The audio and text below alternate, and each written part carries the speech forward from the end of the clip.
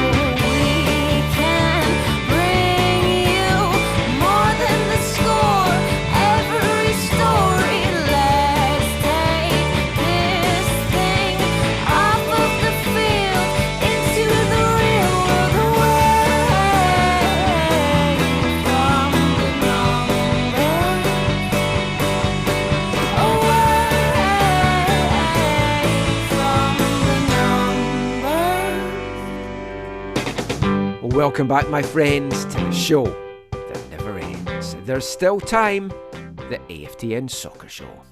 Broadcasting on CITR Radio 101.9 FM from the unceded Musqueam Territory at the University of Beautiful. It's very windy here, British Columbia. I'm Michael McCall. And I'm Zachary Adam Eisenhammer. You got a touch of the wind out there in the interior? Up your hill? Yeah, well, did I tell you about... a couple weeks ago, we had a really bad wind where the tree fell off. Oh, broke in no. half. I didn't tell you. Yeah, there was a tree in our neighbor's backyard that broke in half and collided with the side of our house. Yeah. Wow. Well, hopefully doesn't provide lasting issues. Oh. No, it did get very, very windy here this afternoon, but it seems all calm now because I was like, I hope the power doesn't go out before we record this 5-hour marathon. The power went out here. Oh, no, it was an accident. I think, there's this one pole that always gets hit on the way up. Oh, poor guy. It's not like Lewandowski or something. No, there's this one hydro pole that has been hit more than one time. And it was it last night or the night before? I think it was Friday night. It got hit again. So my wife woke up and she said, "Oh yeah, the power had gone out in the middle of the night because all the clocks were whatever." Oh. And then there was issues throughout the day with, Wi-Fi and stuff. And I checked it and they're like, yeah, it's due to something that happened. And we drove by it and I was like, oh yeah, this is obviously, that fence is gone and they're working on that pole. Like, yeah. Oh, this might be snow coming this week. Tomorrow. Or sorry, Monday. Yeah, Monday, Tuesday. Today, some would say. Yeah. Yeah, we started this on Sunday. It's Monday now. We're recording this in various orders, the show this week. So, yeah, try and remember what we've said in the parts to come so we don't mention it again. Just the way it's worked out with some guests, because we have a lot of football chat to come. This is another bumper show. This is going to be another 3-hour one. And that is involving me cutting out an interview that we've already done this week and an interview that I'm doing tomorrow that will now be in future shows. Otherwise, this would be a 5-hour show. The one we done was a really fun one. I really enjoyed that. So that'll come in next week's show. I'm looking forward to that. But we wanted to focus with the MLS season kicking off. MLS is back. I do like that as a hashtag and them launching the league. And it's been the first weekend of action. We'll get into that over the course of the show. We'll look at the Whitecaps as they get set to kick off their 2024 MLS season. We're going to take a deep dive into the Western Conference, what might lie ahead for the other teams in there. Felipe Vallejo is joining us to talk about that. And it's been another fun-filled, action-packed week off the pitch in Canadian soccer as the Canadian Women's National Team Players Union is suing current and former board members of Canada Soccer for $40 million. And we're going to be joined by Darnell Smith in part 4 to chat about that. But I have to start the show with an apology. And it's not something that we have had to do in the previous 601 episodes of the show, but I just felt it was only right to start with an apology. People will have heard me mention on last week's show that I was a big fan of Orlando City's kit. It was my kit of the year. I've now seen it twice, worn by humans, and I fucking hate it. I'm glad you've seen the light, Michael. It is horrible. I don't know what colour kit I saw. It is not the colour kit that they are running about wearing. Those colours do not look good together, in my opinion. It is not nice at all. I still like the 3-headed badge. I do like my Greek mythology and stuff of the ilk, but it is a horrible kit. Yeah. But we'll get into it a little bit later on. There's a few kits I've seen this weekend that I either liked and now I don't, or I didn't like and I do. But I think my top ones now are FC Cincinnati. I just love just the white, the colours. I think it goes well. I know you don't. And Minnesota's one's right up there again, and Seattle's one's continuing to grow on me as well. And I do like the Whitecaps. Yeah, I've seen some pictures of the Whitecaps one. It'll be interesting to see it. Yeah, I haven't seen it in person actually, so it'll be interesting to see when I'm rubbing Ryan Gold to wish him luck. That's what we do in Scotland. But yeah, we'll talk Whitecaps in a soon. I do actually want to start with some sad news, really, in the introduction when I get this mentioned right away. I'm sure many of you will have seen the news over the weekend, but Honduran striker Albert Ellis, former Houston Dynamo player, has been involved in a horrific on-pitch accident over in France, playing for Bordeaux. Only 34 seconds into the game, and he suffered a horrific collision, head knock, that has seen him put in an induced coma. He's had an operation on Sunday. His club Bordeaux have issued a statement saying that they're not going to know anything more for the next few days as to what this means for him, not just as a player but as a person. Is it going to be like some damage? What it means, we won't speculate anything at all. It's just awful stuff, Zach. Yeah, so tragic. I saw you post about it on X or Twitter or whatever you want to call it, and I read. I didn't look at anything because when I read stuff, I was like, I don't want to see what happened. Yeah. Oh no, I haven't watched anything. Okay. Because this clip's doing as well. I do not want to see that at all.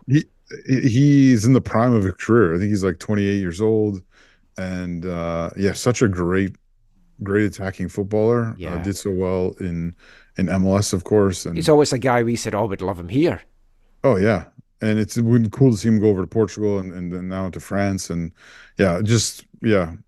praying for him to recover. The La Pantarita, the little panther.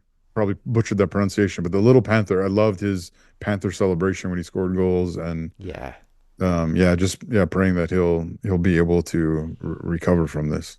It's just hard to fathom that this happened, and obviously when you read someone's been put into an induced coma, it's obviously concerning. It does happen sometimes when they have to do stuff. So I mean, it's not all doom and gloom just now, but the next few days are obviously going to be massive for his recovery, and we just wish him all the very best and fingers crossed that he does get an absolutely full recovery. It's like, whether it means he's playing again or whatever, that's the least important thing just now. It's just that he gets through this and pulls through for him and his family. So all the best to Albert Ellis. We'll be thinking of you over the next few days. Also want to start with another sad thing as well, and just say a big RIP to Chris Gauthier. I don't know if you're familiar with Chris, Zach. He's a local actor. He's English born, lived in Vancouver, and was in Once Upon a Time, Eureka, a number of other shows as well. Huge football fan, huge Whitecaps fan, went to Whitecaps matches. I've interacted with him many times on Twitter. He listened to the show, played in the Whitecaps celebrity games that they had. Sadly passed away this weekend, aged just 48 after a short illness. So our thoughts go out to Chris's family as well. He always came across as a really nice, wonderful guy. So R.I.P. Chris. Yeah. Sad way to start the show, but no easy way to transition into that. But we will get into the football chat now, and something that we talked about in last week's show, and we're going to focus on the Whitecaps in this part, but we mentioned what is happening with the Canadian Championship. What is happening with the draw? When will we find out anything? Very soon after the show, as it turned out, because the format was announced, and then the draw, I'm using that in inverted commas, it was made on Friday. I believe it was a draw.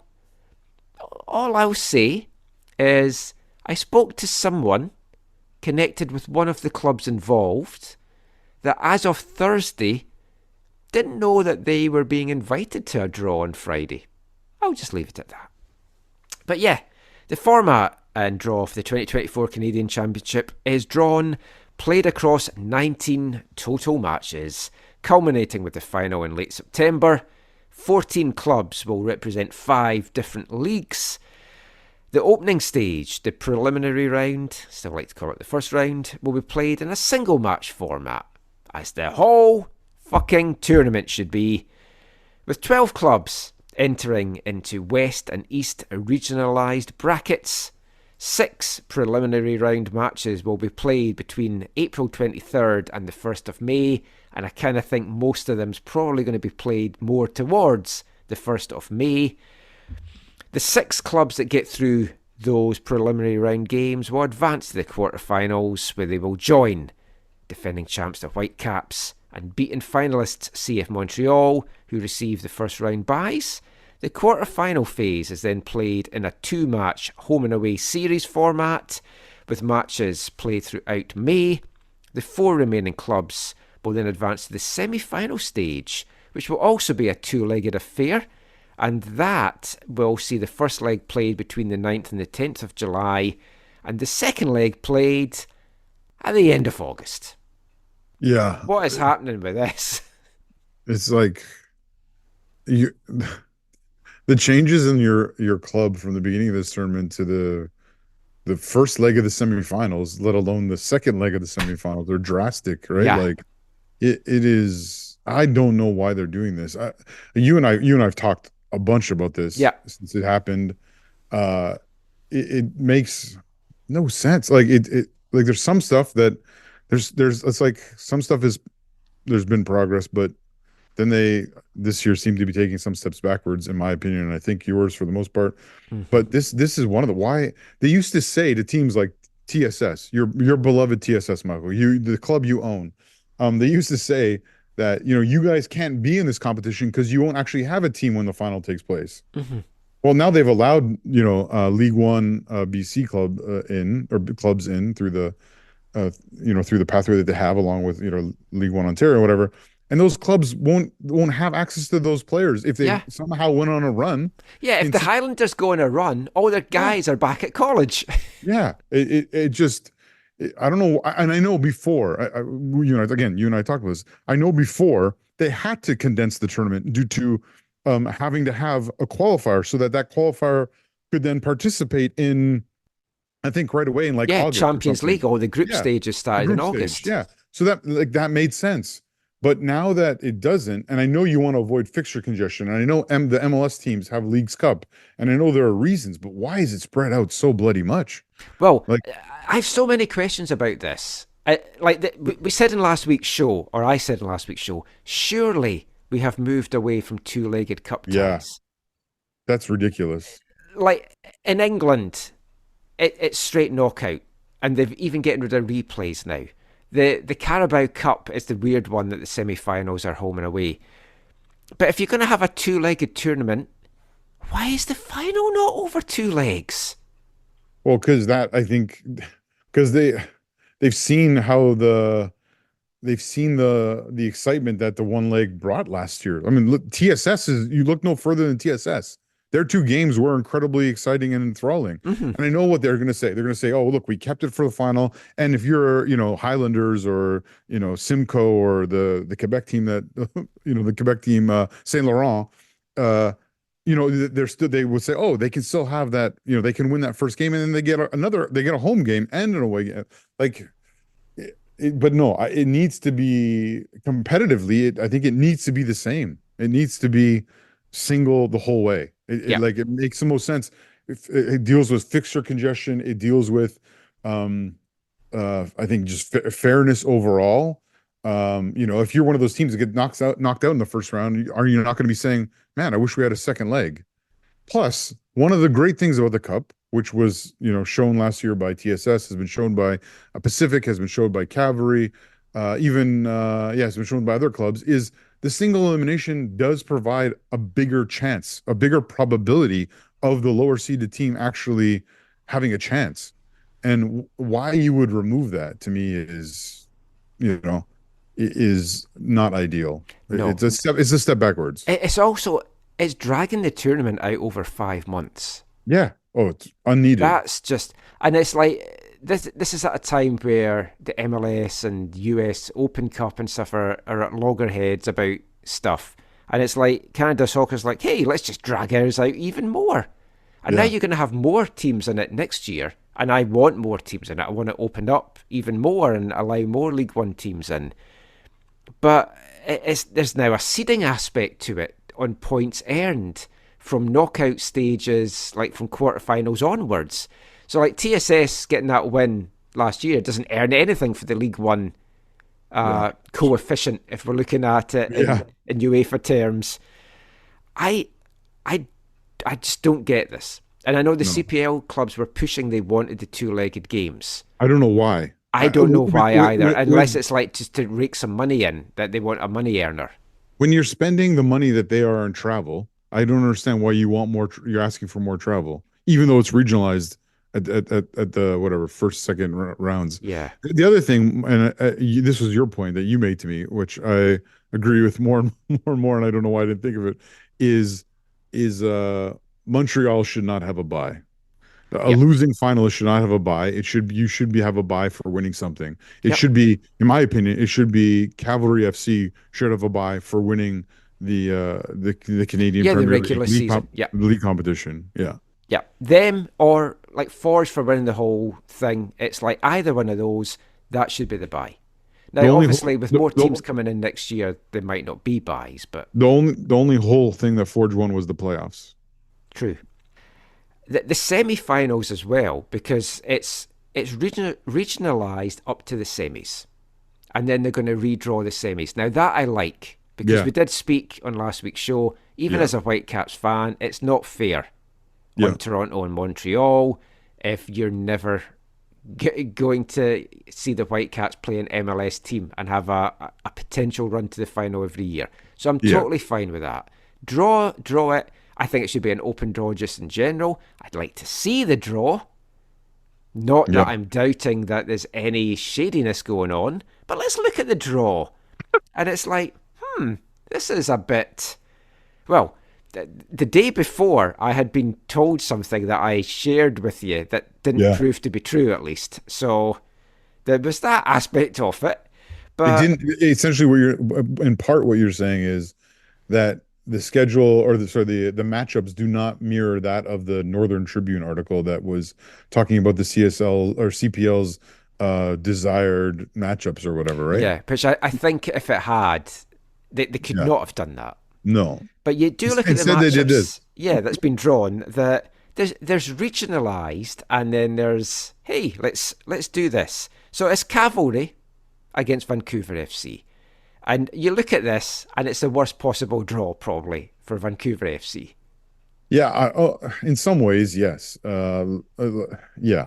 I mean, it could be nice if the game was on April 30th or May 1st, because we have a league match in Calgary on May 3rd. Conveniently, some may say. Well, but the problem is, though, Michael, from my understanding, is from a football ops perspective, this game would actually ideally be played on the 22nd or 23rd or whatever All the right, first so the first week of availability. because that would give us the best space between the matches. I'm wondering how the financial people would feel about that. Hmm. Because if you can save money on another flight and out there, then maybe it's better. But yeah. And the winner of that, of course, goes on to play the Whitecaps over 2 games. So could we see the Vancouver derby that we're all wanting? Well, It's going to be tough, or is it going to be another rematch between Cavalry and Whitecaps? on paper, yeah, the Cavalry is the favorite over Vancouver, and on the seeding Especially with on the first paper, game at Spruce Meadows, yeah. on history, yeah, in history, yeah. I mean, Vancouver RC also has a very limited history in this competition, but it's a bit of a bitter one because it was one that was, we lost. Stolen from them. We lost on a horrible, horrible penalty call that was never a penalty, and would never have been given with VAR, for example, because it was clear and obvious there was a high embellishment and not a foul. Anyways, that's me. Yeah, Me. we won't revisit history. Yeah, let's not. Yeah. Yeah, Cavalry is certainly the favourites for this. And you're still toying with the idea of trying to do the double header if it pans out that way? Last year, I'm really disappointed I didn't go to the June game in Calgary that we had for a league match. And so this year, I think we have a September and a May match, and I don't think I can do the September one if memory serves me correct. So I really want to try and get to the Friday, May 3rd game. And so I'm waiting until the draw gets, or sorry, the match, the date and time gets announced, and then I'll make my decision if I'm going to go and if I'm able to go for both, and or just the one on May 3rd, or even worst case of all, not make it to either. Yeah, I'm hoping if it ends up Cavalry Whitecaps to head back through again because I really enjoyed my trip through there the last time. Mm. Another Western matchup, Atletico Ottawa, that well-known Western side, taking on Valor FC. Well, and we knew there was always going to be one team coming over, right? Yeah, I know. And it was always going to be against Valor. Yeah, so that's fine. But the big one, the Island Derby, Pacific FC, Victoria Highlanders, and this is one that I want played in the second week of the window because Oh yeah, you. I can't reveal everything why, but I'm going to be on the island that weekend, and I would say the Provincial Cup is taking place that weekend in the island as well. And if I can hang around a few extra days to take in Pacific Highlanders, that would be fantastic. Hmm. Yeah, and I really hope that works out for you. This is going to be a special day and a bit of an awkward day, right? Because you have the Lakeside boys who originally formed around Yeah, supporting Victoria Highlanders, and then as the CPL came on the scene, they put the focal point of their support and changed their colors, I think, in part or in essence, or have dual colors or dual badges or whatever, and support Pacific FC, and now they're playing each other. So it's going to be really yeah. interesting. Well, But they this, also voted in their bylaws that they are now just a Pacific FC oh, I supporters forgot group. about that. Yeah, so there's But a lot of them still go and watch the Highlanders, but they're not the official supporters but group anymore for the Highlanders. but the old school dudes, I think their allegiance is with the Yeah, Highlanders. I was chatting to Mike last year after the TSS Highlanders game, and there's a few guys still go, but definitely nowhere near No. as much as there was. But that's going to be an absolutely special occasion. Hmm. It's Forge against York, very local. The 905 Derby. Halifax, yeah, Halifax against CS Saint Laurent. I like Halifax, but I also like CS Saint Laurent. I like what they've done on the youth side, and it was great to see them then take that into League One Quebec. I commentated on their under 17 nationals, and their whole setup is fantastic there. And I was stunned by this. TFC got the easiest tie they could have got. Yeah. Simcoe County Rovers. And that's the thing, right, Mike? When you look at these six matches, four out of the six are absolutely like the absolute ideal that I think the higher seeds, the leagues, or maybe even CPL, and definitely the CSA would want, right? And so Oh that's yeah, why people, when you don't have a fully transparent public draw, and this comes out, people are Yeah, like, folk will yeah, always sure. ask questions because TFC, if they get past Simcoe, wouldn't bet on that. And CS Saint Laurent could get past Halifax. They could play two League One sides on their way through Yeah. to the semi final, which is nuts. So yeah, we'll see how all that plays out. But the Whitecaps, can they go for the three-peat? It would be historic for them. Keeping my fingers crossed because I want to be in Champions League again, Champions Cup. I enjoy it. The club want to be in it as well. And hopefully now, all those rumours that were going around, which we debunked, and I debunked in a couple of shows that I was on as well, the Canadian clubs never wanted to pull out of the Canadian Championship. Ignore what's happening down in the US, which is terrible, with the US Open Cup, as we've talked about. Mhm. But I can't speak for TFC in Montreal, but the Whitecaps want to be in the Canadian Championship. Oh yeah. They cherish and they value this tournament. So put all the thoughts of that aside.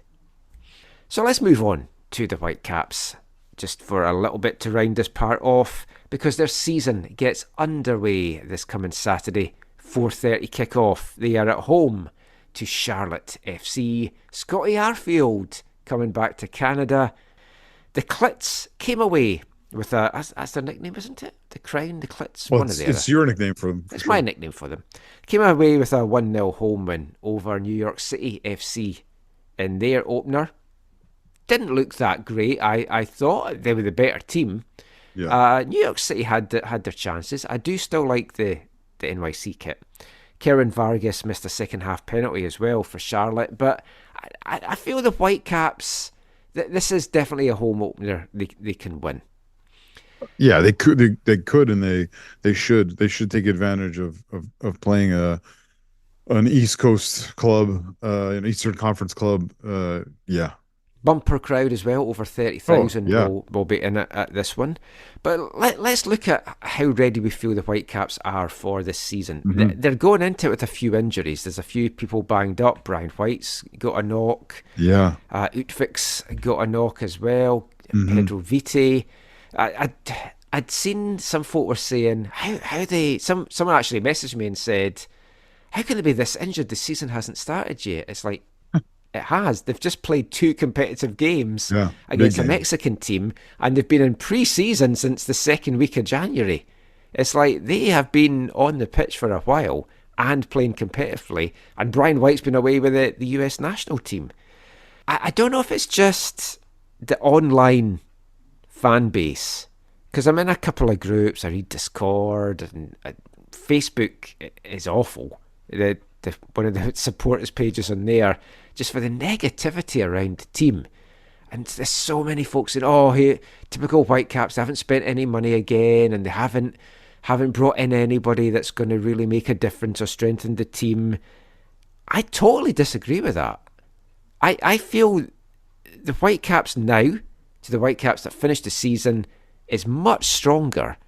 And we're going to look at the rest of the West in the parts 2 and parts 3. There's not a lot of other teams out there just now that I'm looking at going, they're way stronger than the Whitecaps.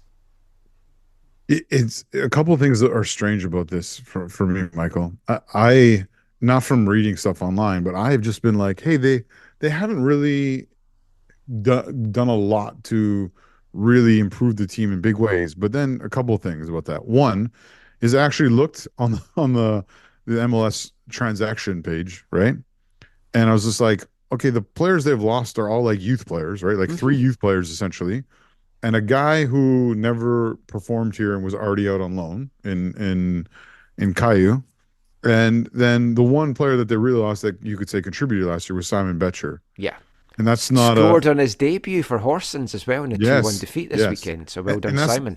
and that's not a huge loss. Then you look at players they added. Okay, Krylak, Pico, the Norwegian defender, and Bendik, right? Are kind of and Halbuni, of course, too. But um, they have, I would say, marginally improved their squad. I think how Pico and Krylak do, I think, is questionable, but I think they actually have overall improved the squad. So my thinking was wrong. I thought, oh, they haven't really done that much, but actually, I think they have. Whether it's a it's a medium amount or a great amount or just a little amount is still to be seen. But the other thing for me in this, Michael, that is a big factor, and like we're going to talk about in the next part, is stranger than other years where I feel like all the other teams in MLS have recruited significantly more than the Whitecaps or better than the Whitecaps. I don't feel like all the teams, especially thinking about the Western Conference, have done that. Now, some have. Don't get me wrong, some Yeah. have. And there's been But some big money spent, but but I not necessarily on big names. no, which is maybe not a bad thing for those clubs actually. But anyways, one of the things we've always talked about, I think even up to, I think maybe even including last year, is we would come to, or maybe it stopped last year, but I think up until last year, we would come to this point in the year, Michael, and we would say the Whitecaps have never improved their squad more than they have this year, with the caveat that I think every other team in their conference has improved their squad by even more.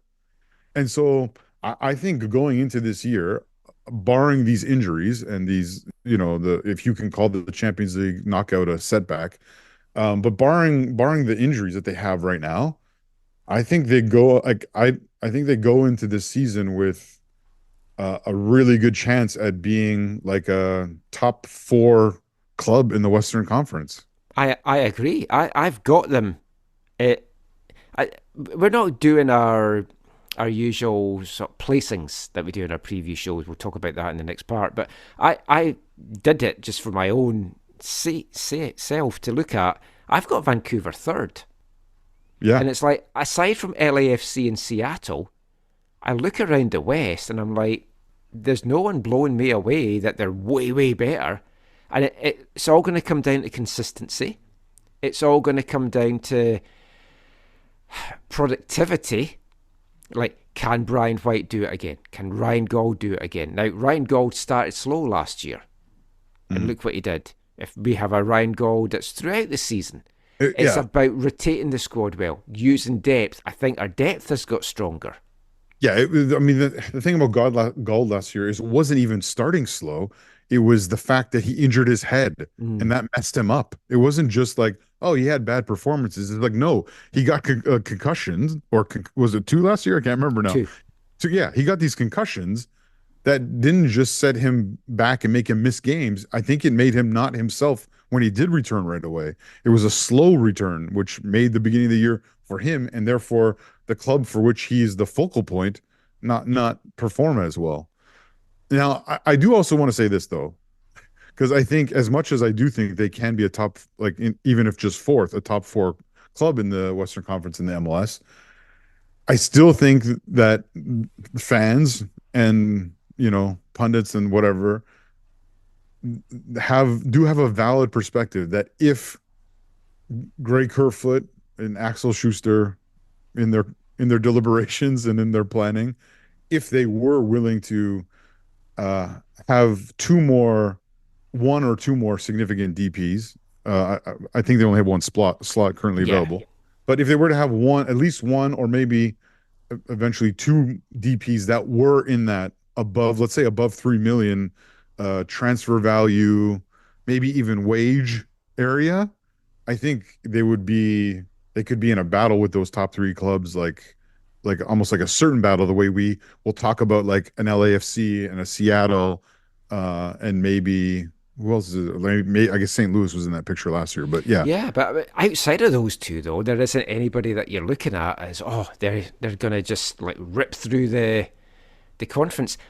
For years, the West seemed the stronger conference, but recently it's been the East. And this season, you look at the teams in the East and you're like, wow, there's some great additions there. And we obviously won't do what Don Garber wants us to do, which is not talk about Messi. That's an interesting thing. It's like you bring Messi in, Apple TV, like you go into the app, as you have seen this weekend, and Messi's everywhere, and he's like, it's lazy journalism. Everyone's just covering Messi. It's like you forced him down everyone's throats. Yeah. And what are you expecting? I'm just picking this player because I know we've just talked about him in the bits to come. It's like, are you expecting them all to go crazy about Jan Grigus? Yeah. It's like, of course they're going to cover Messi. And it's like, in Vancouver, we don't. we concentrate on the local team, which I'm pretty sure is the same throughout all the other teams in the league as well. So I think that did a lot of disservice to journalists by saying that, and like tarring everyone. I know it rubbed her up the wrong way because I was talking to her about it and she did some little sarcastic tweets about it. I mean, there's no doubt the Whitecaps still do need to strengthen, and they need a wing back, right wing back, because Richie Larea not coming. He's gone to TFC. Which is what we and many other people said was going to happen. Yeah. I mean, last year we thought it was an option as soon as Herdman got the job. Yeah. But he wants to be with his family, and I can't fault him for that. And that's been another thing that the fans are like, oh, Whitecaps, cheap. They didn't want to pay the transfer fee and stuff. And then TFC's got him cheap. It's like, it was never anything to do with the money. And also, Forest were trying to get more, but they couldn't. And they need to get players off their books. So they're quite happy with this. And it's worked out well for Richie. I'm happy for him. Not a great start, limping out of the game with it. Looked like his hammy went today. Oh, yeah. That was worrying because it looked like it was a lot worse, and haven't had a total feedback as to what it was, but I think it might just be a hamstring, which could be worse. And as much as that wasn't a spectacular match, that actually was a good start for their side to get a road draw. I mean, against the supporter shield holders. Yeah, right? Don't want to praise TFC at the best of times, but they did well. They did what they needed to do. They could have sneaked a win as well. Yeah. And they looked tired towards the end. Maybe not as tired as Inter Miami did at times. I loved your message to me about that. Yeah. Well, yeah, you were like, oh, they could look tired of there. I was like, yeah, it's almost like they're a team that's been traveling around the world. Yeah. They're in end of season shape at the moment to start their season. Yeah. They just look like a team of, we can't really be bothered. Let's just turn it on in the last few minutes and see if we can sneak something. And they did. They did. That was an interesting game as well when Messi scored and you heard the cheers in the stadium and the Messi, because I do wonder what it's going to be like at BC Place. Well, I had the volume off. Oh, so it was a loud cheer. Oh, that's and awkward. The fans were dotted throughout the stadium, not in the supporters' end, thankfully. No. Yeah. And I do hope the Whitecaps make it clear, no Argentina shirts, no Messi shirts in the supporters' area, because it's going to lead to. I think what you'll have is the GA that definitely won't be allowed. Now what the Whitecaps did in MLS and saying these 8 sections are supporter sections. I don't know how much they'll be allowed in those 8 sections, but the one for sure. Yeah, the GA. That'll be monitored heavily. I saw someone had posted on the Facebook group, someone is selling their season ticket and the games are $110 for a pair, apart from the Miami game that's $1,400. You're going to see this constantly. Folk are going to just be... Well, I said to you, I toyed with it. It's a money maker. Oh, no, I think the crazy world we live in, people are going to get crazy money for those games. Yeah. Like, I know there are people literally... I forget who they are because I knew at least one of them I saw who it's like, yeah, I'm okay not to see Messi play, and I'm happy for my season ticket for this year or this year and next year be paid for. And I can't fault them for trying to do that, and I don't think it's highly unlikely that someone will buy those tickets because look at what people are paying for these like concert tickets to, I don't know, Taylor Swift and whatever. I know a student who this summer, I think it's maybe a mother-daughter trip, they're flying to like Warsaw to go see Taylor Swift in Warsaw because getting tickets there is easier and cheaper and whatever, and it's like they're gonna go have a European adventure. Someone I work with has got tickets for 2 of Taylor Swift's nights. Oh wow. In Vancouver, and it's like, wow. Yeah. How the hell did you get that? I know someone who has they got tickets for one show for the 3 or 4 of them and their family, and it's like, but they posted on social media we got them at face value through the draw. They're not she got hers through the draw as well. We didn't spend millions of dollars, tens of thousands of dollars on the tickets. It's like whatever, and we're not selling them. We're going to this thing, so whatever. Yeah. I mean, I tried to get them to sell and didn't get them, but that's good because people like me shouldn't get Taylor Swift tickets. So let's just finish this part with a fun thing that we're going to do in the next two parts for the Western Conference. We're going to sum up every club in 3 little words. So we're going to do it for the Whitecaps to end up this part. What would your 3 words be to sum up the Whitecaps season for 2024, Zach? Again, I can't believe I'm saying this, and this is with the caveat of what I said before about potentially adding a significant DP or 2 or whatever. But I think the words are stay the course. Oh, mine's are just simply top 4, baby. There you go. Yes. I don't see others in the West as a big challenge just now, but there are a lot of teams that have not been busy with open DP spots, and you know they're going to be busy by the end of April or in the summer. So it's important that the Whitecaps get off to a fast start this year, get those points on the board. Fingers crossed they'll do it. But we're going to take a look at the Western Conference, a deep dive into the comings, the goings, what might happen in 2024, and we're going to be joined by Felipe Vallejo to do that. And we'll be back with that, along with a song from our album of the month, after this. Hi, I'm Sam Adekubi, and you're listening to the AFTN Soccer Show.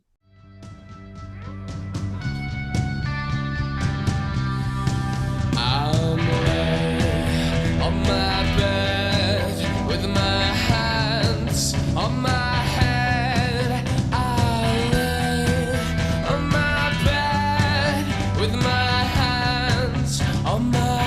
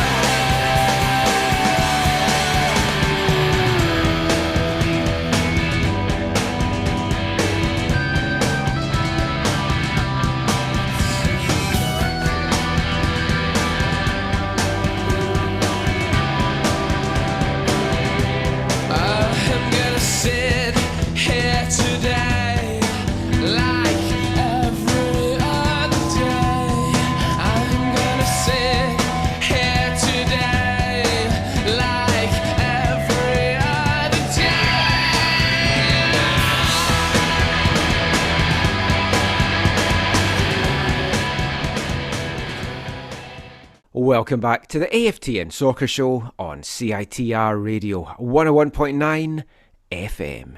Brought to you in partnership with recoveryfamilylaw.ca. And kicking off this part, it's our album of the month for February here at AFTN, 1996's This World and Body from English band Marion. We're going to have 2 songs to wrap up their album of the month stint. That is the first of them. A fantastic one. A different change of pace as well from the other ones we've been playing. That is All for Love. We've got one more to go. And of course, we all love MLS. Well, maybe not Zach, but I love MLS. And we're joined now by somebody else that loves MLS to have a deep dive and a look ahead to what might be in store in the 2024 MLS Western Conference. Welcome back to the show, Felipe Vallejo. Hey, you got my name right this time. Thank you. I was going to say, is that close-ish? It's, you know what? It's good for the English pronunciation of it. I'll take Vallejo every day of the week. I will stick with that then. Yeah. Thank you for having me. I'm glad to be back after a little while. Yeah. Well, we thought a deep dive into this. Well, a deep dive, but we're doing things a little bit differently. So people that's listened to the show for a while, what we usually do when it's been Zach, Steve and me is we've gone through all the teams in the West. We've picked where we think they're going to finish from first to whatever. But it just keeps expanding and there's so many teams. And let's can I be honest here? It's a bit of a crapshoot at this stage of the season making predictions. We never revisit them anyway. So I thought I'm going to do it a little bit differently this year. We're going to go through all of the other 13 teams in the West outside the Whitecaps. We will go alphabetical order. We'll quickly cover how they fared last year, look at some of the ins and outs. We'll get all of our thoughts on quick thoughts on how the team is looking going into 2024, touch on their first games that they've had this weekend. And then the new thing that I'm kind of going to bring in as well is we're going to give a summation of how we feel the team is, or how they're going to do, or how they're looking, in 3 words or less. 3 little words are always so important, whether it's I love you, McVitie's chocolate digestive, any of those things. They're all important, and they're all kind of the same. Stop snoring, Annie. Another 3 words, which I'm now saying to my dog, who is starting to snore beside me. Maybe she's not an MLS fan and she's a bit bored by this. I don't know. She always picks this time when we're recording to kind of snore. But yeah, we're going to do that, and we'll look at whether we feel the teams are playoff bound, playoff worthy or not. We're going to look at 7 teams in this part and another 6 teams in the next part, and then round it off with maybe some predictions for the MLS Cup and Western Conference. So let's start where it all begins, the letter A, and Austin FC. 12th last year in MLS West, 10 wins, 9 draws, 15 defeats. 12 players left the Texan side. Only 6 players have come in so far. Forwards Will Bruin and Maxi Urruti are probably 2 of the key departures. Saying that though, Urruti only got 1 goal last year. Bruin did get 3. They've kind of been replaced with Jader O'Brien, who had 6 goals and 5 assists with Dallas last year, so that's been a good pickup. The experienced Diego Rubio as well has come in. He's got 55 goals and 35 assists in 172 career MLS appearances. So, 2 good additions, Felipe. What's your general thoughts on Austin right now? I think last season we finally saw the XG and injury luck that they had the season before catch up to them. It kind of showed some of the frailties that they had in the team. I really like Driussi, but he's sort of like a one-man band at times for Austin FC and needs some backup. I don't think they really lost much in Urruti and Bruin just because they didn't contribute all that much. But then again, the recruitment this season hasn't really impressed me all that much either. They got Diego Rubio, who's an MLS veteran, did really well for Colorado, but last season he only got 3 goals and 2 assists. And then Jader O'Brien, who's a Colombian like myself, looks like a so that's why player. I murdered his name as well then. yeah. Don't worry. Next time you can just run it by me, and I'll let you know how to say the Colombian names. But yeah, he looks pretty promising after his stint with Dallas last season. But yeah, still nothing gives me the impression that they're going to go back to how they were 2 seasons ago. I feel like it's going to be another sort of mediocre season for Austin. Yeah. Just Zach, a warning for you, Felipe. You shouldn't speak ill of Will Bruin because Michael loves him.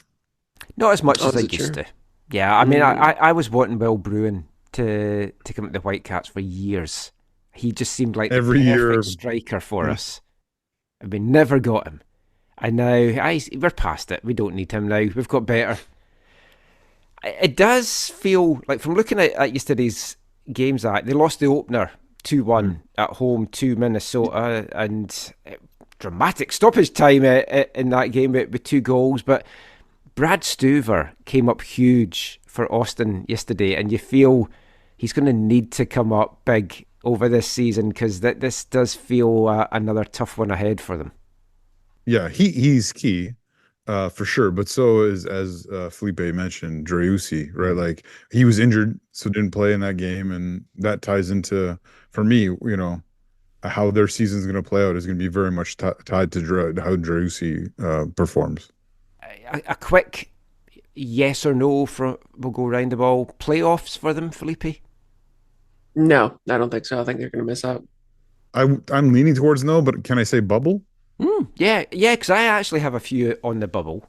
And one Okay. of them, I've kind of maybe put another one in the bubble after a certain game tonight that we will come to. Yeah, for me, it's a no. I just don't see them being anywhere near good enough quality wise to challenge for the playoffs. My three words. I'll kick this off, and we'll kind of alternate who goes first with them all. But my three words to sum up or describe how I feel about Austin this year: more struggles ahead. And remember, it can That's a be good three one. words or less. You can just say one word if you want. But Felipe, what would your three words be for Austin? For me, I think it'll be same as 2023. Mm. And for me, it's as Driussi goes. Oh, that's a good one. Yeah. I there's a couple of teams I've got a similar sentiment for as well. They seem to certainly Yeah, be. totally. There's a But few teams he's this one year of that I was going to say that there's a player on some of these teams that if they are not performing or if they're injured, that team looks in trouble. yeah, and I'll save them as we get to them. But we've talked about that before in MLS with the designated player rules the way they are. It can tend to be like that, whether it's one or two or three players that, if they perform well, your team does well, and if they don't, then they don't. Yeah, depth as well for a lot of these teams Mhm. looks big. Next up's Colorado, 14th and last in 2023. 5 wins, 12 draws, 17 defeats. 17 players left the Rapids. 12 came in, big turnaround. Also coming in was Chris Armas for his third stint as an MLS head coach. They lost Rubio, as just mentioned there. Jack Price and Danny Wilson, two veterans away. They said bye to all the Scottish guys, so obviously they're dead to me now. I've got no one to talk to when they come here. They had a semi-impressive. I initially said a good and an impressive off-season rebuild, but I don't know that it is as impressive as I was first thinking. I like the addition of Jordi Mihailovic from Alkmaar. They paid over $3 million for him as well. And considering how highly rated he was at Montreal, the fact that he's come back to Mhm. the league is a bit of a surprise. The fact he's come back to Colorado is also a surprise. US international goalkeeper Zach Steffen in from Man City. Looks on paper to be a great addition. Venezuelan defender Miguel Navarro coming in from Chicago. They've improved in all areas of the park, and they badly needed to. But they were spanked, Zach, 4-1 in that opener in Portland, and they did not look good. Even before that match, greatly concerned for them. Zach Steffen has not got enough games, and obviously Man City has given up on him by by transferring him back to MLS. Mihailovic brings hope, but yeah, they were awful last year, and I can't see them being much better this year. The one thing about them is, of course, is their home field advantage, right? They have a crazy home field Yes. advantage, and that can sometimes make them appear better than they actually are. And that's like to me their only hope to be anywhere close to that, that top nine or whatever. Yeah, if they can win out or win most down in Colorado, I mean they can certainly be in the mix. But I was just thinking also for to mention their biggest loss, Steven Beitashour, who has retired. it felt like he had retired a long time ago. A name I I can't loved believe is still Beta when he kicking. was here, but yeah, I was quite impressed as they were doing all this stuff in the off season. They were busy early. They were doing well, and it's too early for all these teams to judge it on the one game this first weekend as to what's going to happen, because a lot is going to change, and a lot of these teams are going to make additions before the window shuts at the end of April. A lot of these teams are going to be adding players in the summer as well. But what did you make of their off-season rebuild? I was really impressed, actually. I thought that it was a rebuild of intent in some of the signings that they had. I mean, Mihailovic, Montreal fans will know how good if he was. Zach Steffen is a big name. Miguel Navarro, the Venezuelan, Sam Vines as well. Like a lot of big additions that they brought in, and I thought that they looked like they meant business. And then they brought in Chris Armas, and then that sort Yeah, of dwindled a little bit for me of that because it's Yeah. like you're trying to have a really nice sports car with like an engine that doesn't run that great. Uh, Um, and that's a and great the analogy. Yeah, as you don't know exactly if it could get the job done, but it looks really nice on the outside. But I mean, I was watching the game and I was looking at the stats from the game yesterday, and even though they lost 4-1, they had more possession, they had more shots, they had more like expected goals. I think it was just a really, really bad first half an hour. And for me, I'm wondering, it's like, okay, first game of the season, you're away from home, really bad first half an hour where you can see three. Can you move on and kind of sort of restart, home field advantage, like Zach was saying, and show why you can get this really good team on paper to perform? But yeah, with Chris Armas at the helm, my hopes and aspirations for them to be higher up the table have sort of dwindled a little bit more. Having watched just the highlights of that game, I think a lot of those stats are score effect because yeah, that opening part of the game was lethal from Portland, and they didn't need to have the ball after that. They didn't need to do Yeah. much after Yeah. after that. I I don't think Colorado's going to be as bad as that for the season. I don't think Portland's going to be as good as that for the season. I think what it highlights, though, is maybe defensively they need to still, like, they've added some good pieces. You can have the best goalkeeper in the world, but if you haven't got a good back line in front of you, you're going to be facing a lot of shots. And I think they need to improve defensively. They've got some exciting pieces. I think initially I would have probably had them round about the bubble for me for the playoffs, but now I don't think they'll be bottom again this year. But for me, Zach, it's a no to the playoffs. Yeah, I'm with you for sure. No. Likewise, I think they're going to get close, but I think they're going to fall short. So what three words would you use then for Colorado for this year, Zach? Rocky road ahead. Oh, nice. Nice. Very nice pun. Love it. Felipe? Not quite enough. I've just said the Armas factor because I mean that TFC stint was disastrous, and It's hard. It's hard to get that stitch off you. Yeah, I'll touch on this at the end of the next part. I get mailings from a betting company in the US, and they had never done a managerial hot seat thing before, so I'd asked them to do it a couple of years ago. So now they put it out every year. So it's quite interesting to see what managers are at the top as possibly on the hot seat. But if Chris Armas brings all these guys in and has another start like he did at TFC, I don't know that he hangs around there. But maybe they'll give him more time. I don't know. Dallas is the next one. 7th last year, so made the playoffs. 11 wins, 13 draws, 10 defeats. They lost in the first round of the playoffs to Seattle. 6 players out. No real biggies for me kind of departing. 8 players in, including Croatian DP forward Peter Musa, who signed for a near $10 million fee from Benfica, and there's options as well that would take it to $13 million, depending on performance and like appearances, which is like crazy for MLS, really, for a team like Dallas. Especially a team like Dallas that's always brought their homegrowns on and stuff as well. But they have made a lot of money from selling those homegrowns over the years. He got 17 goals in 66 games for Benfica. And I think it adds a very tasty attack with Jesus Ferreira. They also added the experienced US centre-back Omer Gonzalez. And there's an intriguing addition of Canadian-Romanian winger Enes Sally, who's made one appearance for the Romanian national team, but was born in Canada. I know nothing about him, but just from doing the research for this, I was like, that's an intriguing one. What do you make of Dallas, Felipe? I like the additions that they've brought in. They've actually brought in quite a few young players, like NSLA is 17. They brought in one of the players that they brought in that I think has gone a little bit under the radar is Ecuadorian player called Patrickson Delgado.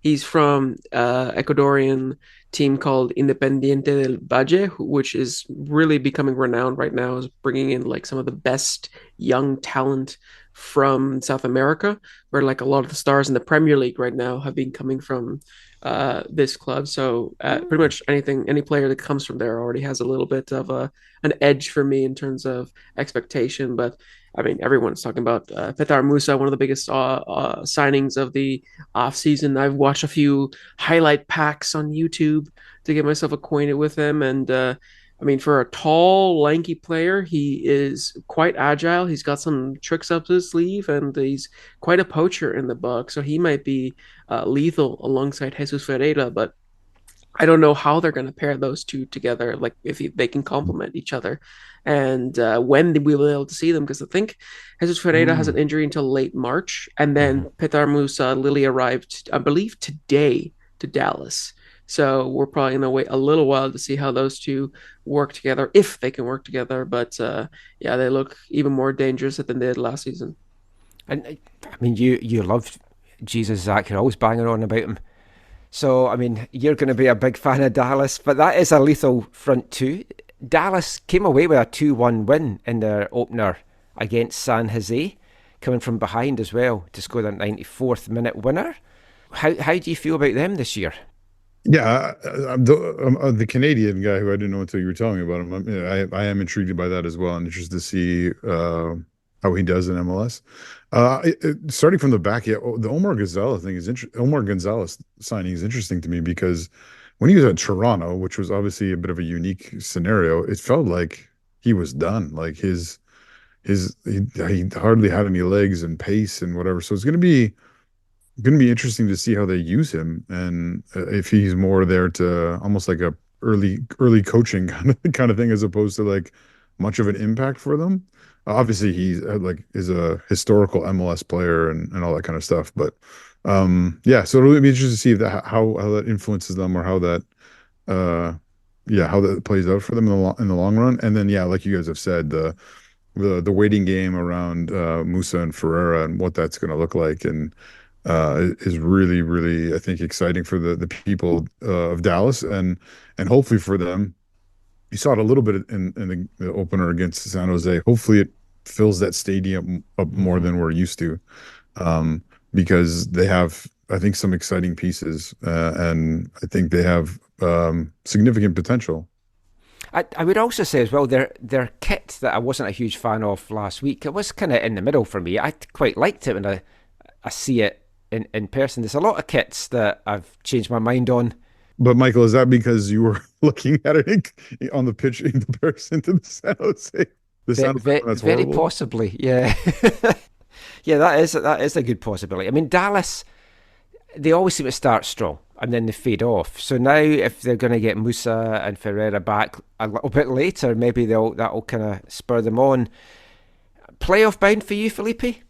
Yeah, I think so. I think with the firepower that they have, and they're probably with the build on what they have from last season, I'd be very surprised if they don't make it. I don't know if they'll be high up there, like fighting in the for top 3, top 4, but they'll definitely make it.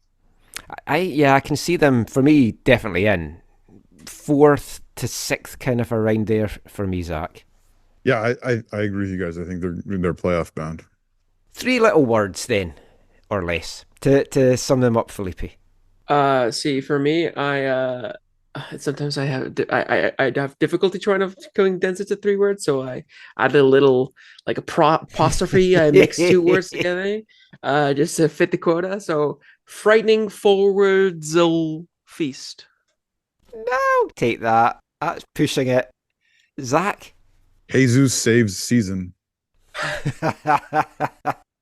I've gone with stronger in attack. So we're all in the same kind of mindset here, that it is the attacking side. Yeah, I think they're going to have a good year. The other Texan team in the trio, Houston, they were 4th last year. 14 wins, 9 draws, 11 defeats, losing the conference final to LAFC. 11 players out, including Corey Baird, who scored 8 goals and had 6 assists for them last year. Off he went, though, to FC Cincinnati as a free agent. Only 6 in so far. Another team that you feel is going to be still a bit busy. Jan Gregus, the best. I always think Gregus is going to be good if I get back to doing my team of the week and we have like a vodka 11 or something, he'll clearly be in there. An experienced central midfielder who averages an assist every 4 games. There's a lot on the shoulders of Sebastian Ferreira, who's back on loan from Brazil. Carrasquilla as well. There's a lot on him.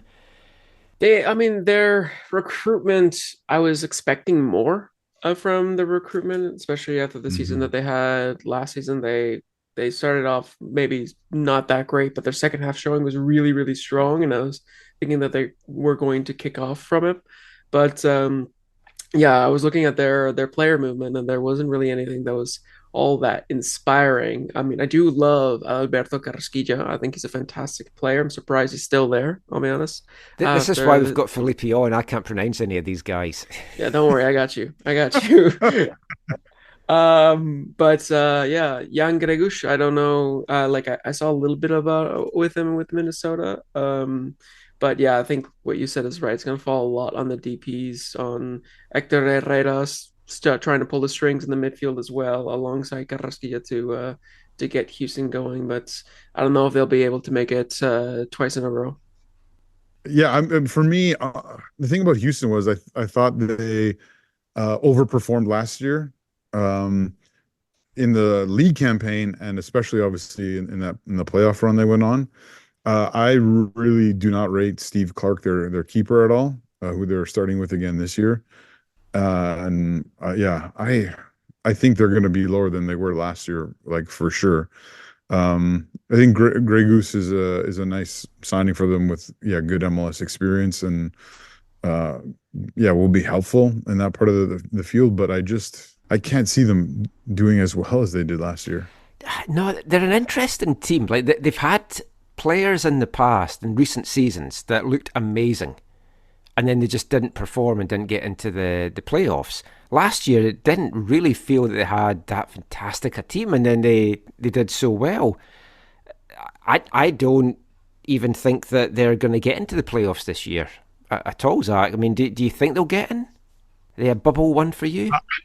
I see. I didn't rate them last year, and like I said, they crazily overperformed. So, and I think I would be surprised. I wouldn't be surprised if they did make the playoffs this year. Felipe, 1-0 draw at home to KC in the opener, and their home games are always so crucial for them. They need to get the wins in those. Are they playoff bound for you? They're in the bubble for me right now. I think that, like I said, they haven't given me anything to really think that they'll kick on. But like Zach said, it's like they don't look that impressive, but they might just be able to, pull whatever they pulled last year and go on an insane second half run. But for now, I'm going to say bubble. And what would your three words be for Houston, Felipe? Can Carrasquilla carry?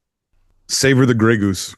Ooh. I'm going with back to disappointing. I think they peaked last year, and yeah, I'm expecting a bit of a dip. Maybe not the only team to have a big dip. Two LA teams now. LAFC, third last year, 14 wins, 10 draws, 10 defeats, beaten MLS Cup finalists. They couldn't defend their crown.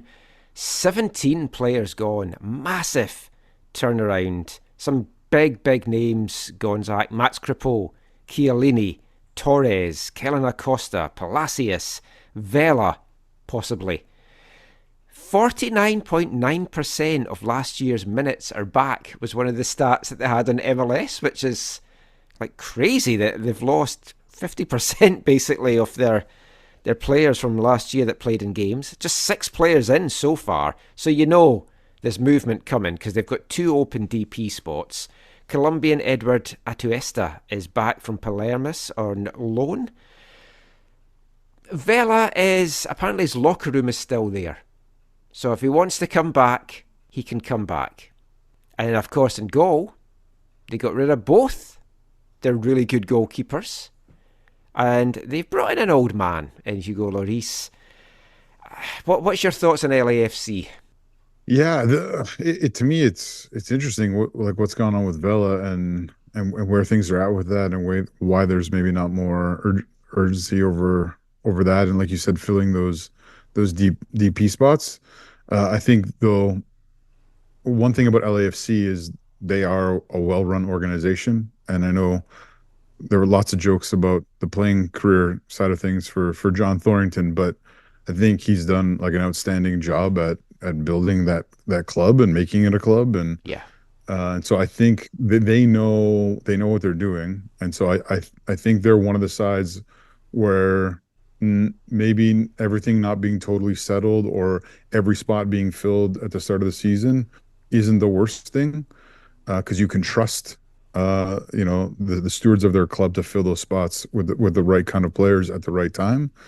But yeah, it is quite shocking, who they've lost, how many they've lost, and how they've gone to fill those gaps. I'm still really surprised at the whole Max Crepeau leaving thing and bringing in someone of Hugo Lloris's age. He's so old and on the decline.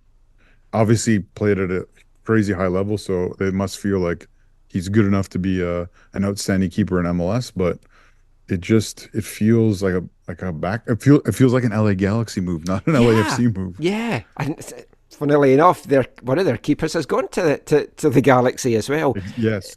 They do have a couple of really intriguing young guns, though, Felipe. Thomas Angel, Juan Pablo Angel's kid, which is like crazy. David Martinez as well seems a very intriguing signing. What have you made at LAFC this off-season? Well, I was super stoked to see Tomas Angel, like when I found out that was Juan Pablo Angel's Yeah. son, because I loved Juan Pablo Angel. One of Yeah. the earliest memories I had of MLS when I was paying attention to MLS was Juan Pablo Angel when he was at the Red Bulls. Um, so that's just from a Colombian point of view, that's amazing. But yeah, as outside of that, the Carlos Vela thing is very weird, and the fact that they lost so many of their key players, like you mentioned, the two keepers, Kellen Acosta, Diego Palacios, obviously Chiellini retired, but it feels like obviously LAFC have been so strong lately, and they've started strong again this season. They made it seven opening match wins in a Yeah. row, a record in the MLS. So I feel very like cautious to bet against them, but it still feels like until they bring some more, I guess, proven names, because they brought in, like you mentioned, some good young names, but some more proven outfielders outside of Hugo Lloris. That's going to be the biggest thing because, as a Spurs fan myself, I've seen Hugo play for my team for a while, and he's a good keeper, but he has mistakes in him. And also, I would Hmm. fancy anybody's chances against him in a penalty shootout because he does not save penalties whatsoever. So it'll Yeah. be interesting to see how LAFC do across the season and into any knockouts that they might be going into. As Felipe said there, Zach, they won their opener 2-1 against the Sounders. A good game. Some interesting refereeing Yeah. decisions in that. What like I watched a lot of the games, pretty much most of the games highlights wise, bar one. And then I watched a lot of the games live, and I thought the replacement refs on the whole did a good job. This game was one of the ones that it wasn't as good an officiating crew in the battle of the pinstripes, but they got off to that winning Yeah. start. I think we all are going to agree that they are playoff bound. So it's like, how high do they finish in this regular season? Are they bringing home another Western Conference title, or are they going to be going into the playoffs, the number 2, the number 3 seed? Yeah, I think they're top three for sure. But again, I think it depends on how they do for those open spots that they have. I think from what I've seen of the weekend, both live and highlights, it was the game of the weekend, was it not, against Seattle? Was there Yeah, a better game than that this weekend? probably the one I enjoyed the most. Mm. Yeah, I thought it was. I thought it was the cream of the crop. Again, going back to the kits, the Sounders kits, they grow on me the more I see them. Much like fungus, I Yeah, guess. But yeah, that was Green it as was a well. good battle. Those of obviously most of the games were battles of new kits, but yeah, that was I think one of the better games with the new kits on display. Felipe, for you, LAFC, top of the pile, top 3? I'm with Zach that I think top three. I don't know yet if they'll Mm. be at the very top. It depends if Denny Buanga can do it all himself now. Yes. But I can't imagine a world where they don't make the playoffs. That brings me to my 3 little words, because I've gone pretty much something that you've just said there. Buanga needs help. he cannot do this himself. As good as he is, it's like he needs some help out there, and those DP spots loom large, and it's going to be interesting to see how they fill them. Felipe, your 3 words for LAFC? Big recruitments needed. Like that. For me, it's Lloris La La Land, and that's because I think where things are right now, I think he could be a determining factor. Yeah, hyphenated La La, but he could be a determining factor in where their season goes. Yeah, that's very fair. Moving across to the other bit of LA, Carson, really, very much south of LA. 13th last year. 8 wins, 12 draws, 14 losses, 15 players gone. Genuinely don't know how much they'll miss. Most of them, maybe winger Tyler Boyd, who did have some good output last year, and Chicharito, if he was going to be good, they would clearly miss, but last year was one of the years where he wasn't great. 8 players in so far only. 2 of them, though, are DPs. Ghanaian winger Joseph Paintsil, $9 million from Genk. Brazilian Gabriel Peck, $10 million from Vasco da Gama. Felipe, what have you made of the Galaxy? I think defensively, for me, they still look awful. Yeah, I mean, defensively, I think they've only brought in one player, right? I think it was John Nelson from St. Louis City. They've done some good additions in the midfield and the attack. Joseph Paintsil, I mean, in the game just today, he showed the ability that he can do to cause damage. Getting fouled for the penalty. I think he's a player that will probably they'll rely on him a lot to make things happen in the final third. Gabriel Peck, a young Brazilian, those are always 50-50s on whether they're going to be wonder kids or whether they're maybe not going to reach the potential that a lot of people, they love to put pressure on the Brazilian wonder kids. So I'm going to hold my reservations against him. But overall, yeah, I don't think they've done enough to kind of strengthen in the areas that they needed to. Bringing in John McCarthy from LAFC, he's a really good keeper. I think he might be good, but overall, they have their best defenders, Maya Yoshida, who is similar to Hugo Lloris, is a ex-Prem player from like the last 4 or 5 years, 6, 7 years, or even I don't remember the last time he actually. And can add goals as well. Yeah, so he's a good defender, but can he sort of cover everything that they need to, especially in this day and age? That's going to be my biggest question mark there. But I think they'll at least be a lot more fun to watch, and it won't just be Ricky Puig in the middle trying to make everything happen. So. Yeah, fun fact talking about Brazilians, this is genuine. In 2014, there was a campaign in one of the tabloids in Scotland that Scottish fans should go over to the Brazilian World Cup, even though we weren't there, and marry Brazilian women so that we could have children and produce all these Brazilian Scottish children that would qualify for the national team in years to come. Wow. Wow. How'd that go for you, Michael? Doesn't seem to have gone very well. Genuinely, in the 86 Mexican World Cup, a lot of Scottish fans went over, because Scotland were there. That was when we did qualify, and fell in love with Mexican girls and married Mexican girls. Haven't seen the offspring come through the national team, though, in that regard.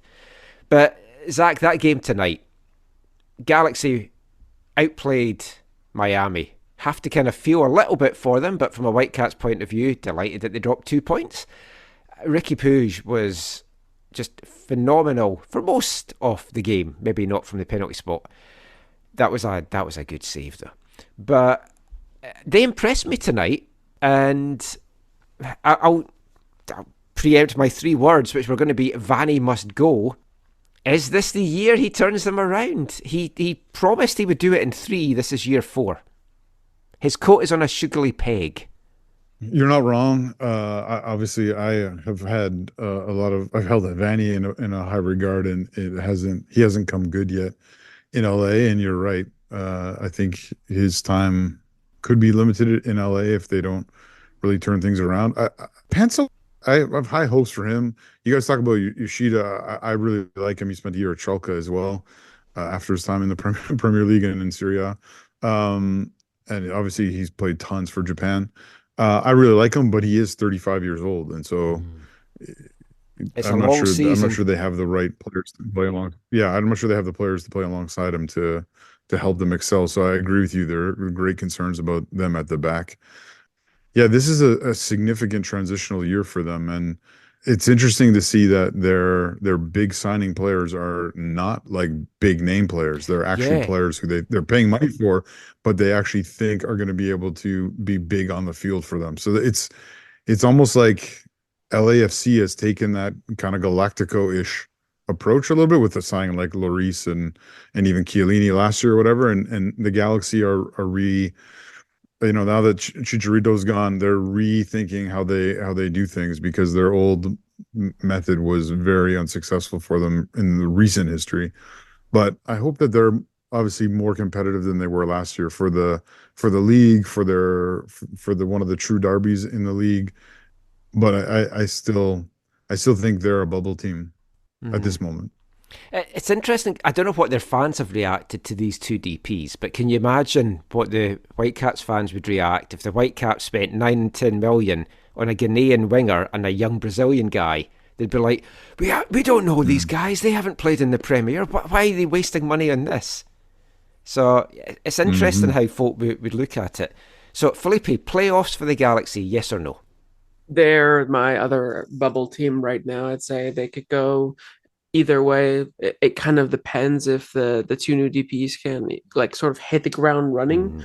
Because I feel like early season's going to be vitally important for LA Galaxy. Because if they start to lose matches early on, I feel like they'll struggle to sort of catch up in the latter parts of the season.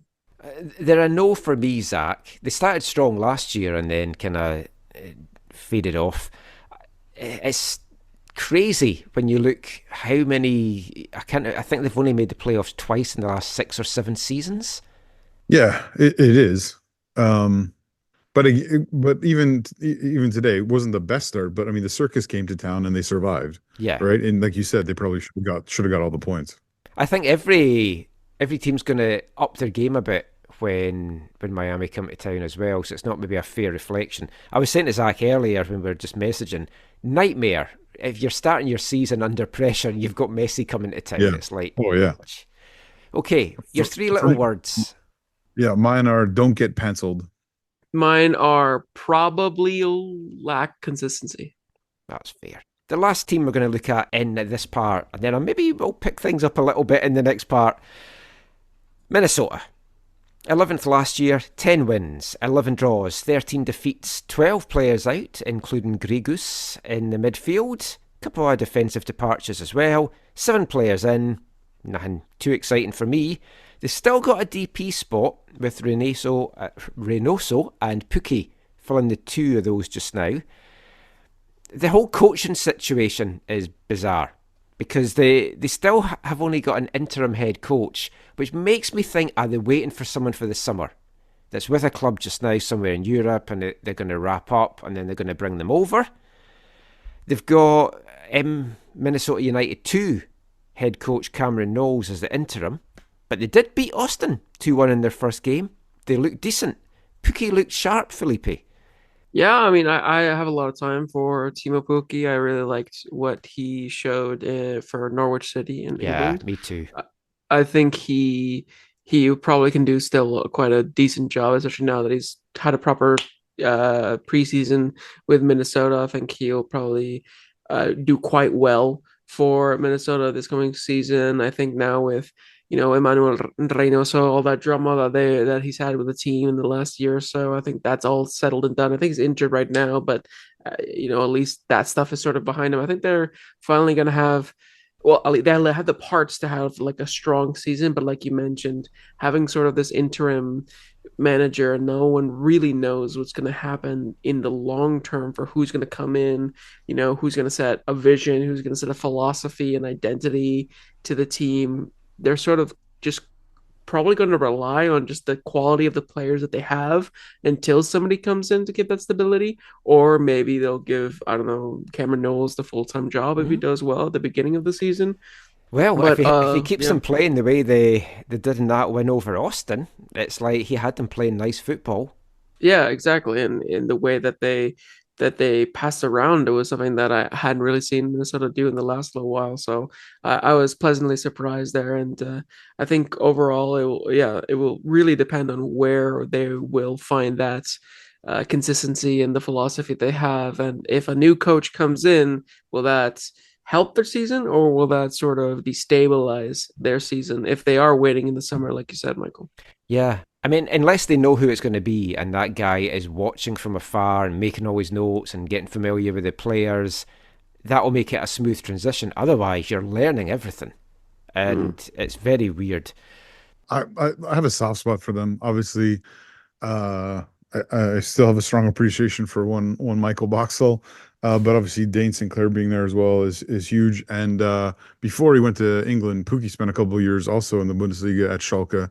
Didn't light it up there, but was really kind of just caught the eye a little bit there. And so yeah, I've always had a soft spot for him, and obviously his time with the Finnish national team as well. So yeah, I hope like Minnesota's a team. I hope they do well. You guys talked about some of the significant things in terms of what are they going to do about the coaching situation, how that all is going to play out, and that could be massive for the way things go in their season. Today was a good performance, or this weekend was a good performance against Austin. But you can't get too excited because again, Austin was playing without Jurency and whatnot. But it was like a good road victory. They got the job done, and I think they'll feel really, really good about it. So yeah, I'm hopeful that they'll make the playoffs. Felipe, do you think they'll make it? I'm gonna say yes. I think they're gonna sneak in probably maybe in the play-in spot. We'll see, but I think they'll just about sneak in. That's my thoughts as well. And Felipe, your 3 words to sum them up. I'm gonna hyphen 2 words to make it fit in. Can Cameron keep it? I'm going with Pookie all over. I think potentially exciting team. There's a very exciting team ready to break out there. It's just whether they can keep it going and consistency wise. And their kit has now, their new star kit has now gone back up again for me. It's one of those ones I liked it at first and I didn't, and now I really like it again. Well, that is the first 7 teams looked at. We'll be back with the last 6 after this. Hi, I'm Vanni Sartini, and you're listening to the AFTN Soccer Show.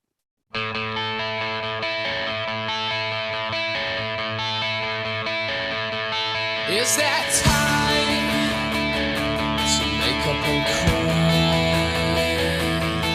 Is that time to make up and cry? Are you missing her? Are you missing her? Are you missing her?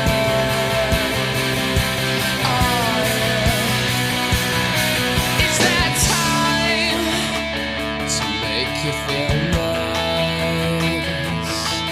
Is that time to make you feel nice? Are you missing him? Are you missing him? Are you missing him? 'Cause you and I were on the inside, and then I got pushed to the outside. I used to glow red, but now it's blue, and now I can't pretend I'm not missing you. But there's something about you I'm hearing. When I look at you now, I'm leering. But you don't care, so neither do I care.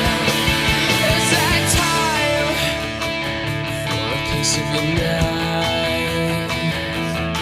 Is that time?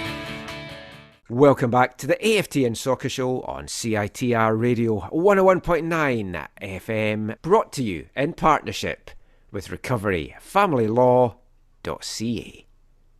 And kicking off this part, it's the final song from February's album of the month, English band Marion, their 1996 debut, This World and Body, one of the singles from it, one of their hits from it. That was Time. And we'll be back with a new album of the month next week. We're going to finish our deep dive into the MLS Western Conference for 2024 in this part. We've looked at 7 teams in the last part.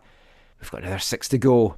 And it's Cascadia time as we go down to Portland. They were 10th last year. 11 wins, 10 draws, 13 defeats. They're a mini Canada now. Never mind Cascadia. Just 5 players have come in, and 3 of them are Canadian. And 2 of them are goalkeepers.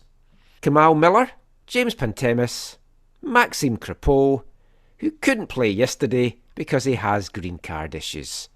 But it looks like it is all sorted out, and he should be back between the sticks next week. I thought James Pantemis did very well. I've always been high on James Pantemis. I don't think that's a good move for him. I think he's a guy that should be playing regularly, and if he's playing second fiddle to Max, I don't think that's ideal. That's a whole other discussion. 10 players gone. Yimi Chara, possibly the biggest loss, you could say, off to Colombia. I liked what he brought last year and last couple of seasons. Fellow DP Nizgoda has also gone, and Sebastian Blanco has gone off back to Argentina. The Timbers have 2 open DP spots. A huge lack of depth. Injuries to start the season. It feels they need to be busy in the transfer market or they're in for a long, tough season, Felipe. But they did get off to a great start with that 4-1 win, with Brazilian forward Anthony particularly impressing. Yeah, Anthony looks like a really good player. We didn't get to see, I think, too much of him last season after he came in the summer, but Brazilian wingers are always going to bring a little bit of that samba flair with them, and I think we saw a little bit more of that in yesterday's game. But yeah, with him and hopefully Evander also stepping up a little bit more for Portland, they might actually be a dark horse for the Western Conference. I think they still need some pieces, especially with the players that they've lost, and considering that the 2 out of the 5 major signings they've made are goalkeepers, still kind of shows that they are lacking in like 2 DP spots. Are they going to be able to fill that in this window, or are they going to have to wait till the summer? Is that too little too late by relying on only 1 DP? I think Phil Neville clearly was impacted by his time being John Herdman's assistant at Canada. Wouldn't be surprised if he starts sniffing around to see if Kyle Laren will want to become back to the MLS in the summer. But it seems like Portland are off to a great start, and they might be able to have quite a season ahead of them. Like we said with Colorado, though, Zach, I don't know how good Portland were, how bad Colorado were, and I don't think that is how we'll see the season play out. But what have you made of their off-season? Yeah, I agree with you that you can't get too overhyped from beating a really poor Colorado side, especially away from Colorado being on the road. I think that you guys are spot on in terms of they need to strengthen their squad. Looking at their game from this weekend, it was almost like an old school bench where they had like 5 or 6 players on the bench to draw from. But yeah, I think Evander is going to be huge. I think if obviously Anthony's got off to a great start.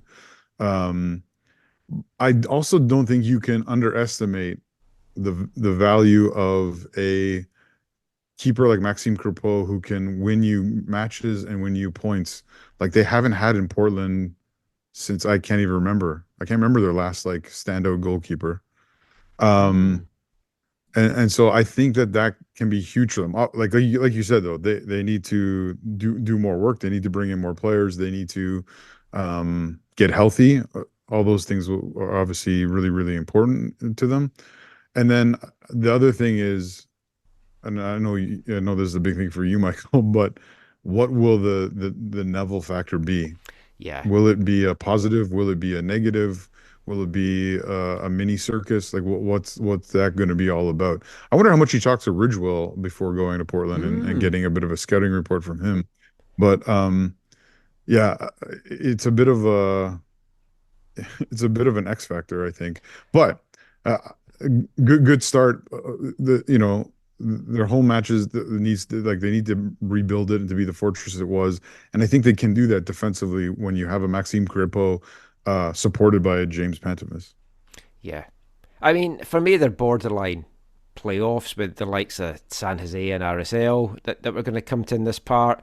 My 3 words were going to initially be Phil Neville lol, but I just don't rate Phil Neville as the coach. He is going to have some really good contacts, though. If you're looking at DPs from possibly guys that's played in the English Premier League, I mean, he might have those contacts to bring those in. But my 3 words for them at the moment, Felipe, are they need additions. Yeah, I think that's fair. Mine are Canada's 4th team. Oh, I love that. Mine is Maxime Strikes Back.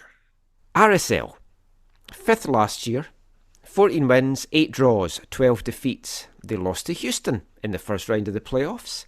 10 players out, including some big pieces like Damir Kreilach, obviously coming here, Rubio Rabin, Jefferson Severino, Scott Caldwell, Danny Muzovsky. 8 players in, but 3 of those are homegrowns and 2 of them are draft picks. So they haven't filled it with top quality talent here. The others that they have are either young or don't really stand out to me. And they've got 2 games already under their belt, whereas the Whitecaps have none. Bizarre way to start the season.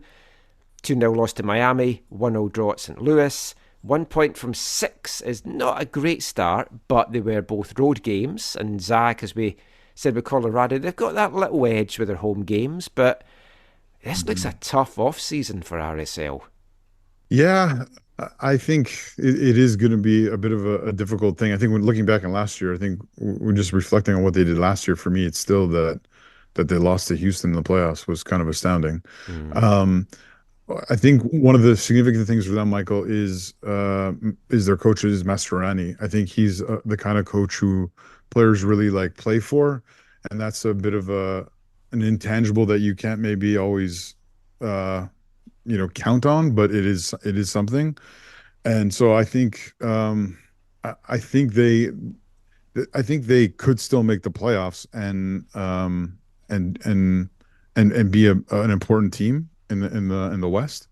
But you're right, the additions that they have don't really inspire their fans with a lot of hope, especially when you look at what they lost.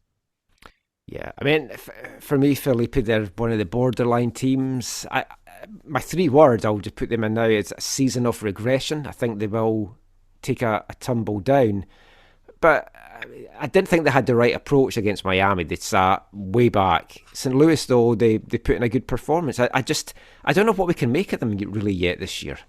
Yeah, they're very much a mixed bag because a lot of the players that they lost were important. Yes, some of them were on the older side, so you could sort of say that it was understandable that they were leaving, and then this kind of leaves a new era, but I was expecting a little bit more for them in terms of bringing in this new era. I think that the super draft picks that they had and the homegrown players, it's always nice to, trust in the youth. At the same time, like didn't recognize any of the other names that they brought in. Yeah. Like I don't know anything. I know Matt Crooks came from Middlesbrough, and that was about it. I didn't even. It's not even a name that I'm familiar with, and I've watched Championship stuff. Yeah, exactly. I don't think he was a name that really was participating all that much regularly for Middlesbrough. So yeah, very much a mixed bag. I mean, I love Chicho Arango. He's a very, very entertaining striker. Just the way that he plays. I mean, when he was at LAFC, he was almost supernatural, especially alongside Vela and Buenga.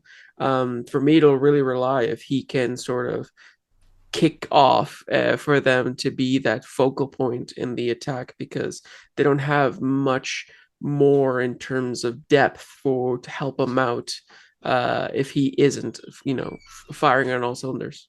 What would your 3 words then be, Felipe, for RSL? That's tough because I was originally going to go with just missing it, just about missing it, but looking at the performance that they mean, I think I'm going to go with the opposite and just making it. I think they're just going to make it.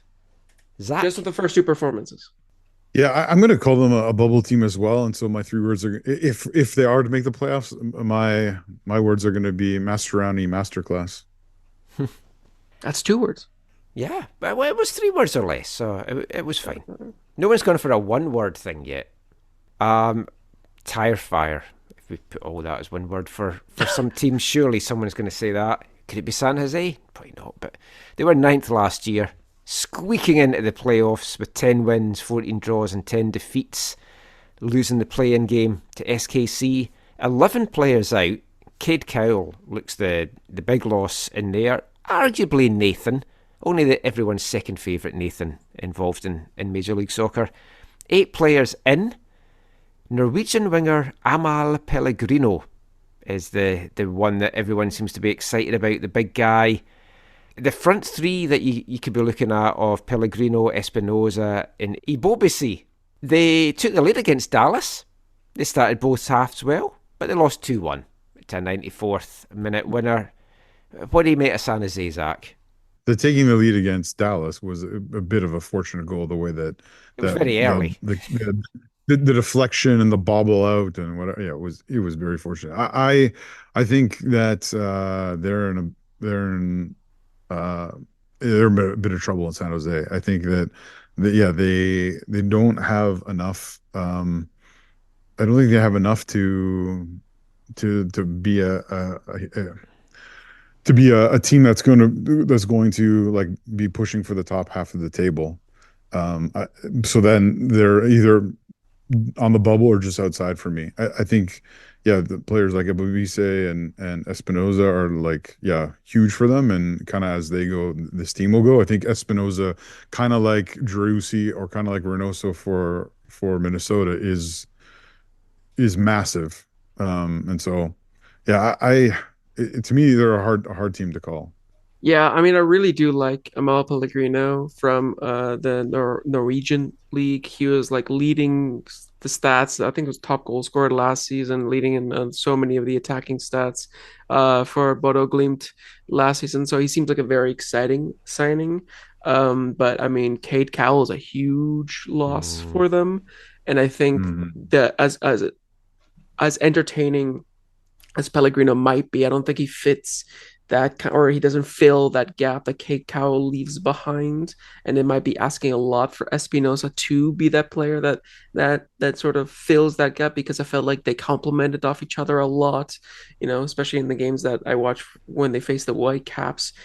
It never really felt like either one was sort of the star of the show. It felt like both of them were working really hard together to try to make things happen.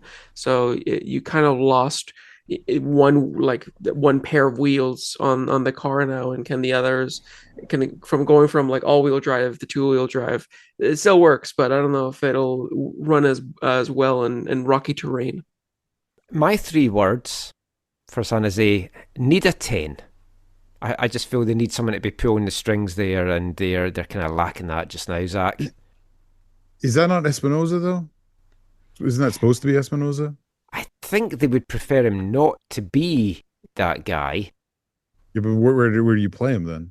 I mean, that's a bigger discussion for later. But they do need more creativity. You're right. They do need more goal scoring. For me, my 3 words are better than Sharks? ? Throwing your ice hockey knowledge in. I don't know how the Sharks are doing. I know very little about ice hockey. Oh, dude, they're bottom of the whatever. Oh, are they? Division, conference, whatever. Oh, they're horrible. Yeah. Oh. And I don't even follow ice hockey, but I know that. I wonder how it is to sell tickets for San Jose this year. Mine is Cade Cowell-less nightmare. Yeah, he is going to be a massive loss. Seattle with 3 to go. We can do this. Second in the West last year. 11 wins, 11 draws, 9 defeats, which was the least amount of losses in the West. They lost, though, to LAFC in the conference semis. Hooray! 7 players moved on. Nicolas Lodero, obviously the biggest loss of those. Just 5 in so far. They've added Argentine winger Pedro de la Vega, veteran striker Danny Musovski from RSL. Doesn't feel that that's enough. They're strong defensively. They do still need to score more, Felipe. And you think they are probably going to go out and make splash the cash and address that at some point soon. Yeah, they have to. I think because as much as Morris can pretty much play anywhere and be effective, and he was scoring quite a bit of goals, probably more than a lot of people are expecting in the last couple of seasons. They do need some more help um, in the goals, especially when you have a player like Pedro de la Vega coming in because he's such an exciting player. Like he even just seeing him when he made a few like the cameo that he made, just a few glimpses taking on his man, driving down into space. He still looks a little raw. He still looks like he needs some time to settle. But once you get a player like that going, you need somebody at the end of the passes that he's going to make and the dribbles that the chances he's going to create to be able to effectively put them away. I think if you put a really good nine and have Pedro de la Vega as the provider, you're gonna have a really dangerous pairing there. But I don't know if they have that right now with Jordan Morris. But with Morris as well, he's had his injuries over the years as well. It's like if he goes down to another one, they are screwed right now. But Zach, what's your feelings on the Sounders? Seattle is a side you can never count out because they're a very well-run football club, and with Schmetzer at the helm, he's someone who understands what it is to be a steward of a football club, and so I think even though, like you guys said, they have significant losses, I think they can still be a top four, 3 or 4 side in the conference. I think it was great for Pedro Del Vega to come on and score the penalty against the LAFC in the opening match. Hopefully, help him get his kind of feet wet, and hopefully for them they'll see more of that. What happened with the Colombian barista? He's still just out of contract. He is. Well, they didn't bring him back, so he's still posting a lot of stuff on his Instagram about his time in Seattle. I'd imagine as an emergency, if they had to, he's always there for them. I'll be there for you. Do, do, do, do, do, do. I think we all expect him to be in the players, Felipe. For me, they're battling for first. Yeah, I think so. I think even though they're still lacking a couple of pieces, they're a super strong team, and they showed last season that they got past that hangover after going in the deep CONCACAF Champions League at that time run, and it's going to be back to, I think, business as usual for Seattle. That's actually my 3 words was business as usual. Oh, Uh, nice. because I think they're just going to go back to being one of the top teams. And I think Pedro de la Vega, I loved using him as signing him as a young player on FIFA, because he was always a fun player to play with the last few years. I'm expecting to see similar performances in real life for Seattle. My 3 words, Zach, are Lodero replacement required, but it could easily have been another forward required. What's yours? Fishy feet forward. I think they're going to continue to progress. Sporting Kansas City. Interesting season for them, where they horrible at the start, but they had so many injuries, and folk just didn't know how they were going to turn it around, and they did. And they finished 8th in the West with 12 wins, 8 draws, 14 defeats. They beat the Western Conference regular season champs St. Louis in the first round before losing to Houston in the conference semis. 7 players out, just the 4 in. A very quiet off-season for Peter Vermees' side. Gadi Kinda, obviously a huge loss. They also lost some veterans in Espinoza and Zusi. Mimo Rodriguez, probably the only big addition, who never hit the heights I always thought he was going to with Houston.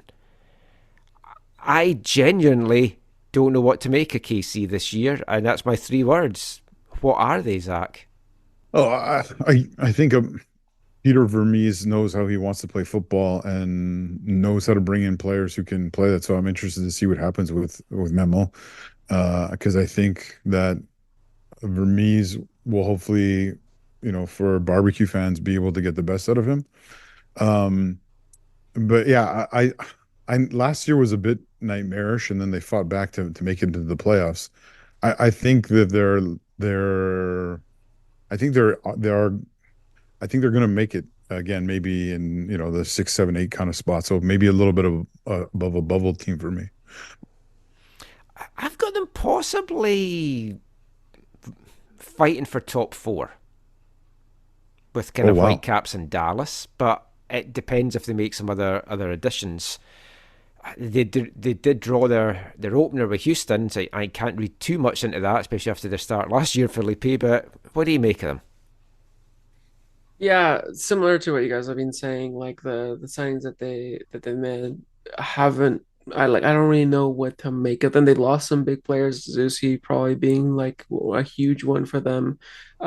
So can they sort of move on from that, from a player that's been so important for them over the years? They were a team that like they were so, like you mentioned, they were so poor at the beginning. People were thinking, will Vermees finally get fired after Mm, so long? Like we were even talking about that in the Whitecaps press box when they weren't even playing. That's how like big that was, and then he managed to turn it around. So it's tough to be able to bet against Vermees because of the experience that he has and the history that he has with the club. Um, but it is the modern day of football. There's a lot less sentimentality around it, so I wouldn't be all that surprised if things go south again that they start thinking about it. But I think he has enough credit in the bank to warrant a little bit of patience at yeah. least. But I think overall, yeah, they're a mixed bag. They're very much a mixed bag. What would your 3 words be for them? I went with yo-yo season, up and down. Oh. They're going to be probably going up and down throughout the season. I was just going to say Vermees knows best. Well, last but certainly not least, last year with the new boys, St. Louis City, first in the West, Western Conference champions with their 17 wins, 3 more than any other side, 5 draws, 12 losses, but they lost to KC in that first round. 8 players out, 5 players in. 10-goal Nicholas Gioacchini headed off to Italy, has not been replaced. They drew at home, 1-1 with RSL in their opener. In their keeper, Zach Berkey, they'll save points, but they have got to get a replacement goal scorer in, or they are going to have what my 3 words were: expecting a big drop. That's 4, but I didn't have a. Expecting big drop. I think they're going to dip this year, but they definitely have to get another forward in. Yeah, Santa Claus, right, is back in shape and Yeah. starting this year, so it'll be interesting to see how Have that folk goes figured him for out? him. Yeah, that's a valid question. Yeah, I agree with you. Berkey is huge for them. I think he was last year. There's also the invisible hand of MLS in this, right? Last year they had all the extra gam from being a first year team. Their second year this year, they get less of that new team gam. So they have to be more efficient with what they have. So yeah, it's going to be interesting to see if who they do bring in to maybe help score the goals. I know Vancouver people will probably be a little bit sad that, or at least maybe just Har will be a little bit sad to see that. I think Jake Nowinski found his rightful place on the bench in their opening match. Um, but no, I think they will obviously won't. I don't think they'll be as good as they were last year in league play, but I still think that they can be a playoff side. They did so well. They reminded me of literally Austin FC the season before, where they were really punching above their weight. I mean, the first few months, teams were gifting them goals, like literally like hand wrapping them, Oh, yeah. Mhm. I where it forgot Yeah. was about like that, yeah. back pass after back pass after Santa back Claus. pass. Yeah. Yeah, Santa literally, it Claus was was receiving gifts. exactly, it was reverse Christmas time in St. Louis with Santa Claus getting all the gifts. I don't think they're gonna be as lucky this time around. That's why my 3 words were second season syndrome, where I think they're Mm. going to struggle Mhm. more in this second season. I think teams are going to figure them out more, and they're not going to have as much, yeah, luck on their side to start the season. And yeah, I don't see them storming the league again, or at least storming the Western Conference. I do think they'll stay in the spots. I think they Yeah. will make the playoffs, and they might feature in the top 4, top 5. But I think that yeah, Gianchini leaving means that they're going to have to bring somebody else to help Klaus out and Lövin out, and then that will be determinant of whether they finish high or sort of in the mid of the playoffs. And I think with Lutz, it's like he's got a good scouting network. He'll have someone coming in. Did we get your 3 words, Zach? I can't remember. No, I was just gonna say Berkey's the boy. That works. Well, that is our very long Western Conference deep dive. Please don't add any more teams to the West. We can't do this anymore. We'll just wrap things up very quickly with a couple of final questions. Just quick answers from all of you. Western Conference winners. As much as it pains me, I think it is going to be Seattle. Yeah, I think just pipping LAFC. Although if LAFC fill those 2 DP spots with some miraculous guys, I think it's going to be them. Zach? Yeah, I think you guys are right. I think it's the battle of the last 4 or 5 years or whatever it's been. It's the Flounders or the football club from Los Angeles. We'll start with you then, Zach, for the East. Who have you got to win that? Yeah, I know there's a lot of hype over Columbus and maybe repeating, and it's hard not to feel that way. I'll say Columbus. It's going to be wrong, but I'll say Columbus. I'm Columbus as well, Felipe. Oh, guys, obviously it's going to be Inter Miami. They have Messi. No. My 3 words for Miami is not winning cup. That's true. No, but yeah, I think Columbus are a very, very strong team. And I mean, they showed last year how strong they are. And Cucho Hernandez, he seems like he's going to be firing on all cylinders even more this season. Yeah, it's going to be tough to bet against them with what they did. So I'm just going to go with the safe bet. I'm going to say Columbus. Yeah. My MLS Cup final and my winners, I think it could be a repeat of last year's final. And I can see it going the same way as well with Columbus winning. Yeah, I mean, I think it might go Seattle instead of LAFC going that way. That would be horrible in their 50th anniversary year. You don't want success for them. No, I know. I wish I could say the Whitecaps. I wish I had that much optimism. But I do think it might be Seattle instead of LAFC, just because, again, if any of those games go to penalties, I don't think LAFC are winning that unless the penalty takers, sky their shots. I'm pretty sure anybody gets a good power on it, and Juric is not going to save them. So I think it's going to be Seattle against Columbus. Yeah, I think it would be great for everyone to see Seattle and LAFC be able to face off at some point in the playoffs and kind of prove things on the pitch of who's better between the two. On the West, I'm also kind of hoping maybe Minnesota can do some damage and make a bit of a run. But ultimately, I think if LAFC does fill those spots, like you talked about, Michael, I think that they can make a three-peat run to the final. And yeah, we'll say Columbus, but I also think Montreal could do something in the East if they pull things together a little bit. Well, that's our thoughts. Let us know yours. The usual place is AFTN Canada on Twitter, /X, AFTN Canada @hotmail.com. Felipe, thank you so much for joining us for this part. Always appreciate your insight. Before you go, let everyone know where they can find all your stuff online. Yeah, for sure. You can find me on Twitter /X at FelipeV_FC. If anybody's interested in the Canadian Premier League, I have my own podcast in Coast to Coast FC. I'll be writing articles for AFTN on the Whitecaps, and also got some stuff coming up on Northern Tribune for the national teams and CPL. So you'll probably see me just churning out articles, especially in the next few weeks with a bunch of season preview stuff. So I'm working hard, but I'm very excited. You love to see it. Well, thanks for joining us, Felipe.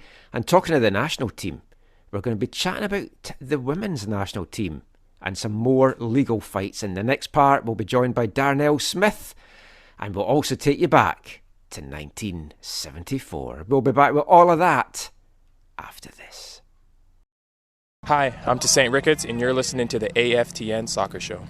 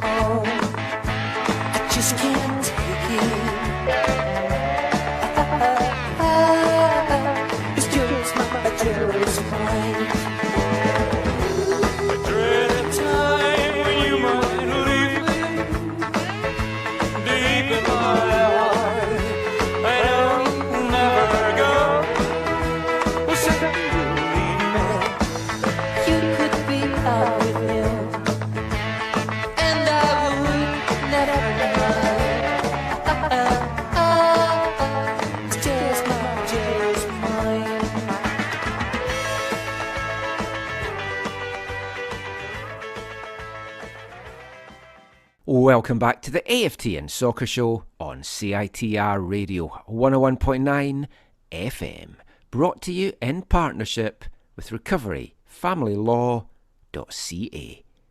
And kicking off this part, we've gone all the way back again to 1974, and a song that reached the number one spot in the UK this week 50 years ago after 4 weeks of being in the singles charts. It just stayed there for 1 week. The song is called Jealous Mind.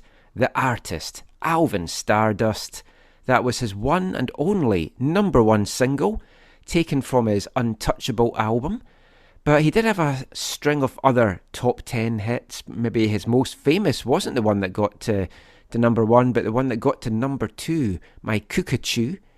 Born Bernard Jury, he was a singer in the 1960s under the name Shane Fenton, then kind of disappeared from the public scene, went behind the scenes as a producer and marketer before making a huge comeback in the glam rock era, creating a whole new persona for himself as Alvin Stardust, very famous at the time and a very, very glam rock look. If you haven't heard of him, like, Google him as well. Sadly died in 2014, aged 72, but he's another one of those glam rock icons that you think about from 1974. Also, this week 50 years ago, Terry Jacks' Season in the Sun was still the number one song in the US, with Love United Orchestra's Love's Theme the number one song here in Canada. An instrumental song that lasts about 7 minutes. It's widely thought of to be the first disco song to hit the top spot, and I would have played it if A, it wasn't released in 1973 and was a slow burner that took a while to climb to the top. Most of it has to be said by word of mouth and kind of forcing the radio stations to play it, and also, we don't like MLS disco. That's enough to put me off all disco. So that was This Week in Music in 1974. It was actually a quiet week in Whitecaps land in 1974. No news to report from 50 years ago. So, yeah, we'll have to wait maybe another week, maybe even another 2 weeks before we get back into the Whitecaps 1974 stuff. We'll bring you bang up to date now with the big story, or one of the big stories in Canadian soccer that broke this past week, as the Canadian women's national team players have filed a lawsuit against Canada Soccer, or rather, they filed a $40 million lawsuit against 15 current and former Canada Soccer board members. Basically, the board members who signed the media and sponsorship contract back in 2018 with Canadian Soccer Business. The filing was done by the Canadian Soccer Players Association, the CSPA, which we should stress is the group, the union, representing just the female players. And the CSPA filed a notice of application against Canada Soccer on February 16th, with a statement of claim against the 15 current and former board members on February 20th. Those board members include 2 former Canada Soccer presidents in Stephen Reid and Nick Bontis, along with the current CSA president Charmaine Crooks, and obviously 12 other former board members as well. Both documents were filed in the Ontario Superior Court in Toronto, and the statement of claim lays out the CSPA's arguments for the current and former board members' alleged negligence. The notice of application is a request to the court to allow the CSPA to sue those board members on behalf of the federation itself. Now, the lawsuit alleges that the board members breached their fiduciary duty to Canada Soccer when they approved that CSB deal back in 2018, and they're seeking to hold those board members personally liable for the damage caused to Canada Soccer. Now, according to the statement of claim, the board failed to canvass the market for competing bids. They failed to conduct appropriate diligence with respect to fair market value of Canada Soccer's media and sponsorship rights, and they failed to make adequate disclosures to the membership of Canada Soccer and failed to follow necessary approval processes. The lawsuit says that the CSB agreement has a direct and negative impact on the budget, support and programming for the senior and junior national teams, and has resulted in the unauthorised use of national team player names, images and likenesses by Canada Soccer sponsors, all without any direct benefit flowing to Canada Soccer, the national teams or their members. Now, according to the court documents, lawyers for the women's team players wrote to Canada Soccer on December 19th, advising that if progress was not made to amending that CSB deal, the players would reclaim their image, name and likeness rights from Canada Soccer on February 1st. And the letter warned them that they would then be obliged to advise all the sponsors to stop using any likeness and the players' names in their advertising. Now, on January 30th, a lawyer for the CPSA wrote to Canada Soccer, again giving the Federation a 14-day deadline to take legal action against the 2018 board. When the lawyer received no response from Canada Soccer, the players decided to move ahead with a lawsuit against the current and former board members themselves. Now, another aspect in the statement of claim is that Canada Soccer had said in its annual report that sponsorship revenue climbed 25% in 2014, 56% in 2015, and 15% in 2016. So the general feeling is that by 2018, the value of Canada Soccer was just increasing and should have been higher. They also allege that serious concerns were raised by some member of the board about this CSB deal, but that those were basically either not listened to or that the agreement was retroactively approved in February 2019, despite 5 members of the board reportedly having taken the position that the CSB contract wasn't properly approved at any point. Now, there has obviously been a lot of chat about this deal. We know it was spoken about in Parliament last year, and the female players and the male players as well were hoping that this deal would, if not been ripped up, been renegotiated. But as of now, it would appear that that has not been the case, and that is another aspect to this filing. So, another week in Canada Soccer, another week of legal issues. There's no better person for us to chat to on this. Darnell Smith, recoveryfamilylaw.ca, the sponsor of the show. When we brought you into this, Darnell, I didn't think we would be speaking to you so much about legal matters. I thought we'll speak to you about refereeing things over the course of the season. And now, the second time in a few weeks, you're on speaking about a big legal case in Canadian soccer. Crazy times. Well, thank you for having me. There's obviously better people you could be speaking to, but you'll have to suffer through with me. You're my divorce lawyer. I have to keep you happy. Fair enough.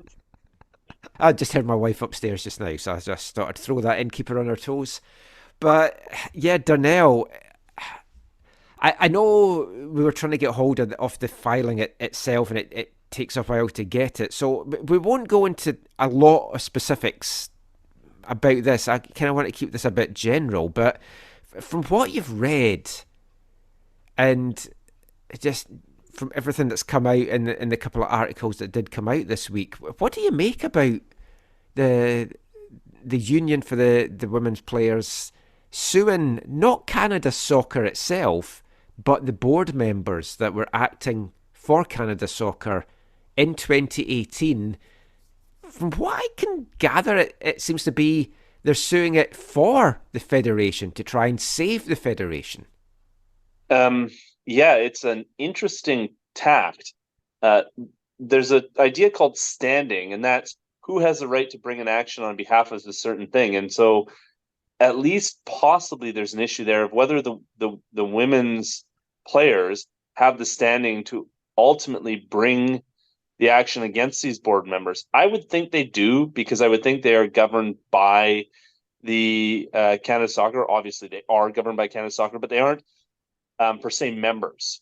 So the members of Canada Soccer would be specific things. So, BC Soccer Association is likely a member. I haven't actually gone through the articles of incorporation or the bylaws for Canada Soccer to know, but there's a question of standing.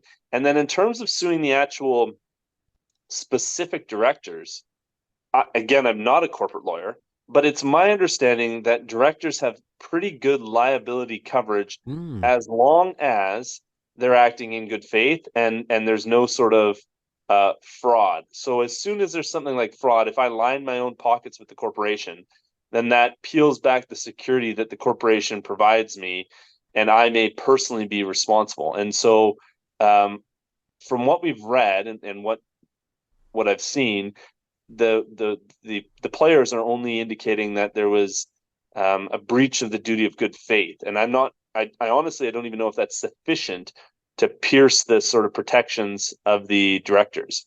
It's not clear to me. I was looking it up in the federal guidelines for that, and I haven't been able to come to a conclusion on it. From reading it, I worked for a while for a non-profit.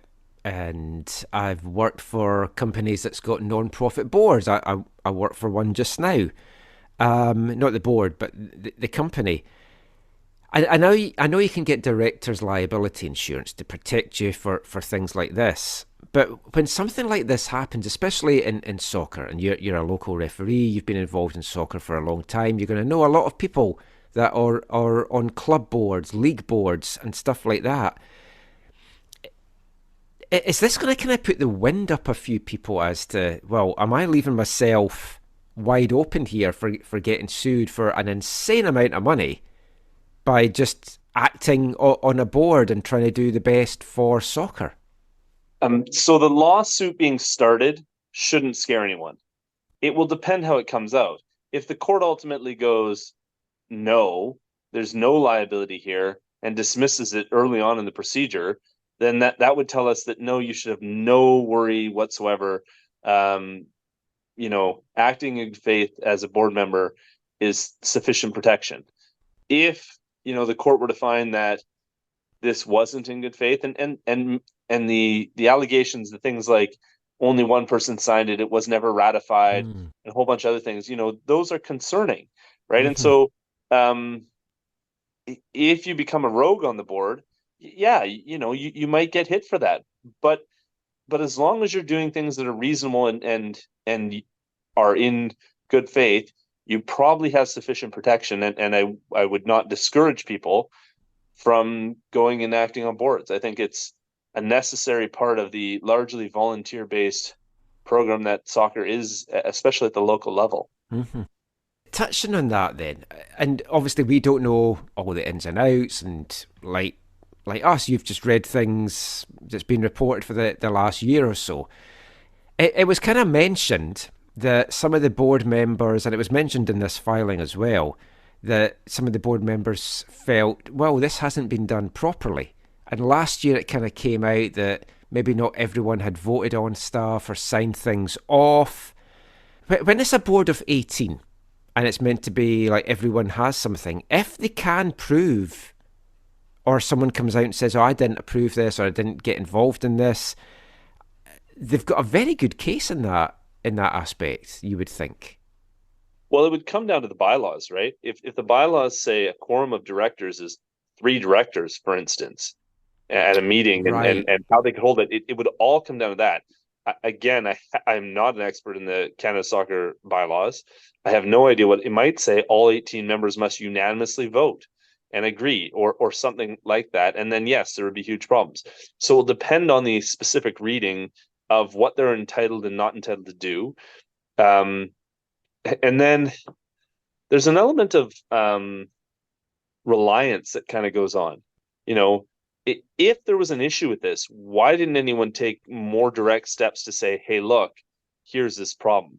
I know 4 or 5 people have said, look, we didn't do this appropriately, but there was sort of it seemed to me, based on what I've read, there's a delay on that. And in addition, there's been no real steps taken to rectify that issue. It's just been raised as an issue. And again, I don't know what their obligations are in terms of active obligations to take steps to rectify things. But if you're a board member and you make a decision and that decision's carried on and 5 years later somebody comes back, there's also limitation issues. So I was reading the Canada Not-for-Profit Corporations Act, and there's a bunch of limitations issues on 2 years from date that things are voted on and such. So I guess we don't know.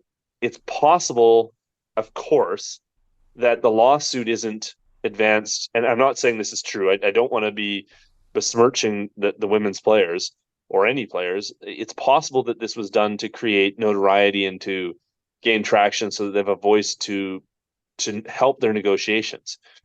It's possible that that's the extent of it. It doesn't mean that's true. It could be that they genuinely believe they have a case and they think their case is worth 40 million. That's possible. It's also not clear who would get those damages. Yeah. It seems like it would go to Canada Soccer possibly, and then again we get into standing issues. How do you sue for somebody else to get damages is a kind of interesting question. Yeah. For filing something like this in such a big court, is that a costly process in itself, or does it only get costly if it then gets heard in court? Sure. So the actual costs of court are not expensive. So I don't know about the Ontario Superior Court, which is where I believe it's filed. It's in the Toronto Registry. But to file a notice of claim in the BC Supreme Court, which is the equivalency, I believe, is $208. That's my filing fee to get it in. Wow. Thereafter, if I file an application, it's about $80. If I file a response or affidavit, it's free. If I have to go to trial, I may have to pay witness fees. I may have to pay other things, but like the costs of those are very nominal. Like in the grand scheme of things, if we're comparing to $40 million, the cost of actually getting into court and being able to proceed, they're basically free. The legal fees on it could be quite huge. I mean, they could have spent $10,000 in legal fees easily before they filed their claim. They could have spent hundreds of thousands of dollars in legal fees before they filed their claim. I really don't know, and I have no ability to comment on that other than that it can happen. And again, the legal fees of going to trial can be quite inordinate, but the actual fees of filing basically free. Right. Basically. Darnell, when it comes to the fiduciary responsibility of a board like Canada Soccer, my understanding is that in essence, the CSB deal, and I admit I could be wrong. I could misunderstand. I could have false information, but the CSB deal took things within Canada Soccer's streams of revenue and took some of them from negatives, from minuses, and made them positives. So is it a case where, like, do the players have a case if actually Canada Soccer is able to say, well, look, we, with rights and sponsorship, we went from, I'll just use round numbers, we went from $1 million revenue to, with the CSB deal, making $3 million or $4 million a year. Does that negate the case in and of itself? No, because let's say, I've never marketed myself. I've never done these things. And then with appropriate marketing, I could sell it for $10 million. And I only sell it for $3 million because my wife is on that, and I want my wife to be profited. And so I want to make sure she gets it for a good deal. In that sort of circumstance, of course, if I'm, negotiating with somebody that's an insider, my wife, for example, and I give it to them at a sweetheart deal, just because historically I was losing money doesn't mean going forwards I will. Where I think the issue you're primarily getting at is, at the time, nobody knew that we would qualify for a World Cup and make a bunch of money. At the time, it seemed like, the world was falling in a way, right? The national team wasn't very successful. The TV audiences weren't very big. And so they're going, look, we need to find some way to capitalize on the World Cup coming here, right?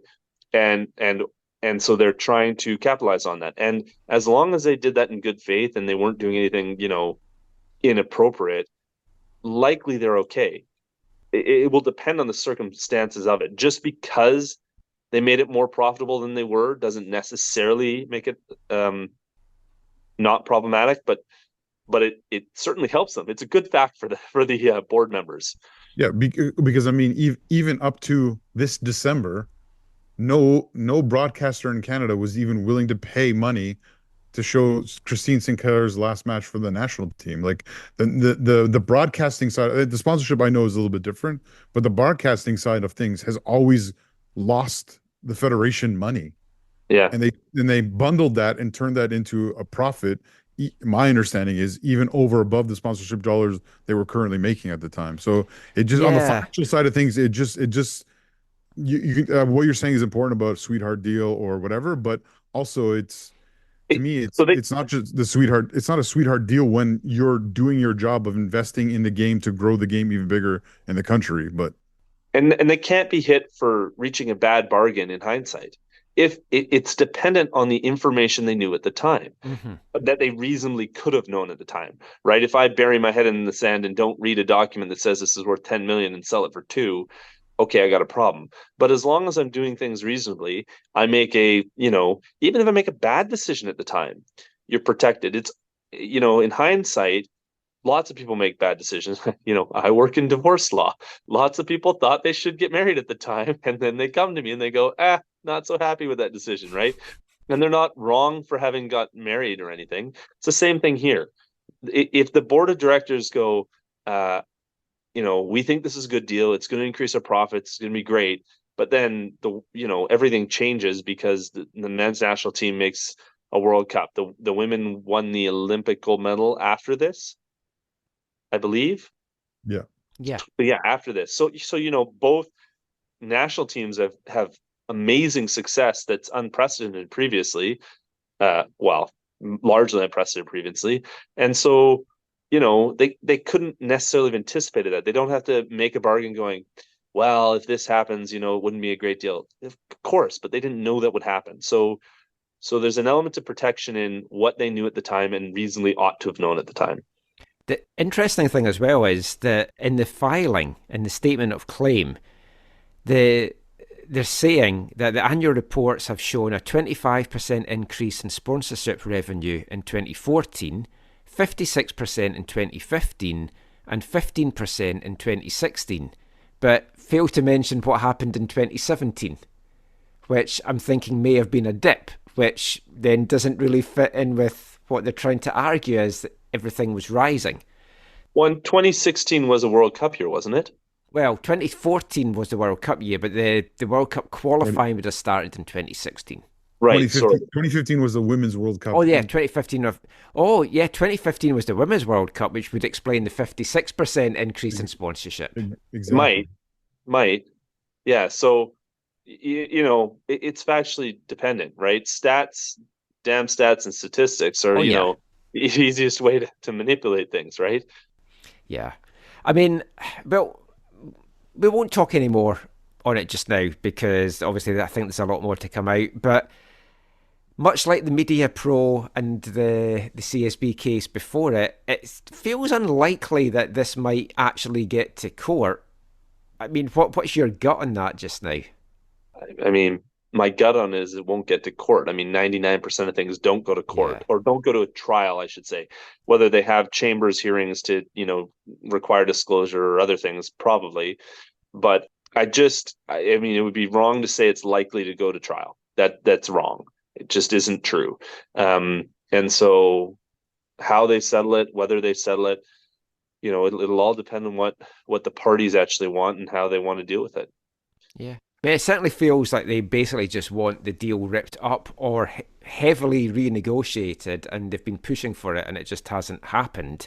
So this is to try and force it. But I guess we'll see how it all plays out, and who knows what other legal stuff we'll have to chat to you about on the show in the coming weeks and months. Just remind everyone where they can find you if they want to get your services for stuff legally. Yeah, so it's Recovery Family Law, and it's recoveryfamilylaw.ca and info@recoveryfamilylaw.ca. And that's how you can reach out if you need the assistance, and we're happy to help you. Fantastic. Thank you to Darnell for joining us. Thank you for sponsoring the show. And yeah, let's just see where all of this goes. So it's never a dull time in Canadian soccer, Zach. I want to just, before we wrap up and finish the show off, we got 2 emails from Greg Petrie, Zach, preempting stuff that you might say about the lawsuit. And you haven't. But I just want to read what they say. Greg says that we often talk in the show that the women don't want to work with CSB in setting up the new league and everything like that. But Greg just wants to say, I don't think it's that the women wouldn't work with CSB initially. It's that CSB had indicated they had no intention at this time of starting a women's league, which is totally fine and completely understandable. The CPL is an enormous investment, and I can understand the CSB not wanting to take on more risk. But that doesn't mean others can't make the attempt. The attitude I get from CSB is the feeling that they should have exclusive rights to a women's league, even if they have no fixed plans on when they'd start one. I constantly hear, well, the CSB can't do it until it's profitable, but MLS is nearing year 30 and is still claiming poverty. So how long should the women be expected to wait? Every time I hear the complaint the women don't want to work with CSB, my thought is, well, the CSB didn't really seem to want to work with the women. I don't agree with that. It's like I agree with a lot of what Greg says, but I don't think CSB have ever said we want the sole right to launch a women's league. Well, there's some things that Greg has said there that is factually wrong. The CSB or the Project 8 has said they refuse to work with CPL/CSB. Like that's public knowledge. We've talked about that on the show in the past. We've talked about the issues that are surrounding what's happening in Halifax in terms of Derek Martin and his leadership of HFX Wanderers wanting to, or having a women's team and wanting to ideally be a part of our National Women's League. Also, a little bit factually wrong is CSB CPL. Yeah, it's true. They don't have a concrete plan right now. But as we've talked about on the show, there are owners within the CPL who do really, really want to have women's teams as a part of their football clubs. They want to have a women's league in Canada. Derek Martin is an example of one. The BC teams, I know, have really wanted that. And obviously there have been others who have been unwilling. When it comes to MLS, it's a shell game with MLS. And the CPL is not at the place where the shell game has made them money, right? MLS, yes, lots of clubs will claim they've lost money on the operating side, but they've made money on the sum side, right? And I don't think that is reported or known what that actually looks like. And I don't know if there's an actual way to know that. So it's a bit of a, yeah, you can say they lost money because that helps their business model. But really, a part of them is making money. What those numbers are, and is that in every club's case? I don't know. CPL, which chose a similar, they're trying to take the best of what MLS did and use that, and not make some of the errors that MLS did, even though it's not even arguable they have made some similar errors. But that's what CPL is trying to do. That's why CSB exists. CSB is the Canadian equivalent of some. Mm-hmm. The reality is, though, at the stage that things are at, that CPL CSB is losing money on the operating side and still losing money on the CSB side, or the sum side. So, yeah, yeah, there's a lot there that I would disagree with, and I don't think is based in fact. But I mean, I appreciate Greg's opinions and him sharing them, but. Yeah, I also, yeah, the desire within the league or the owners, yeah, I think is that there are people who do want it, but there's obviously not enough of them to make it happen. The thing with all of this, just the last thing we'll say on this for now, is the national team players on the men and the women's side want the CSB deal ripped up. And they're pushing hard for it to be ripped up. There's folk within Canada Soccer that seem quite keen to get it ripped up. It doesn't seem to to be a deal that you can just rip up, it has to be renegotiated. And the whole kind of feeling I have about this case is that it just looks like this is just trying to push the renegotiation to happen a little bit quicker, because it's not happening as quick as those that want it to happen. This is going to, I mean, it feels like this has been between the strikes and the Panama game that didn't go ahead, and just all the stuff that came out last year with the women before they were playing the She Believes Cup, and it just feels like it's never ending, and it's not great for the game. And as we always say on the show, this is a time where we should be celebrating Canadian soccer and growing, and everyone involved in this needs to sit down and somehow find a solution. I just don't know what that's going to be. Yeah. But yeah, we'll see how all this goes, and I'm sure it's not going to be the last time we mention this in the coming weeks and months. So let's finish on something. I was going to say let's finish on something happy, but it's not really. It's this week's Wavelength, and I'm doing something that I don't really do very often on Wavelength, which is I'm playing a song for a second time in this segment, because it's a song by English band The Others, and it's named after and kind of about English footballer Stan Bowles, QPR legend, passed away on Saturday, aged 75. He was one of those maverick football players from the 70s. Your George Best, your Rodney Marsh, your Stan Bowles. Absolute quality on the pitch. Off the pitch, like to party, like the ladies, like to drink. Very hard to handle for managers. He was one of those players as well that never came over to play in North America, which surprised me, because like Marsh was over here, and Willie Johnston and George Best and these guys, and they've got all their stories to tell. He always played in England, Stan Bowles.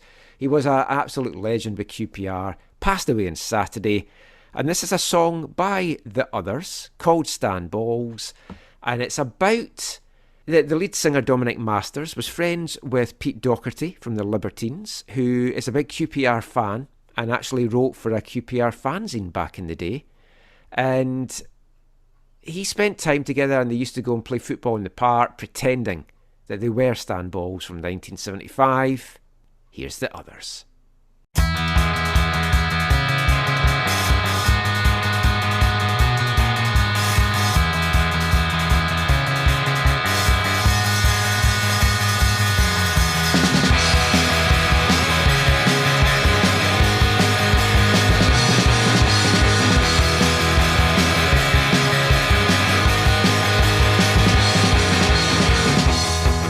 First met you, you were wearing a tunic, eyes glazed over, stripped right back like a hollow. We talked for days in our room off Cambridge Heathrow, smoking bone in your back room. Why our sister phone? Why your sister phone?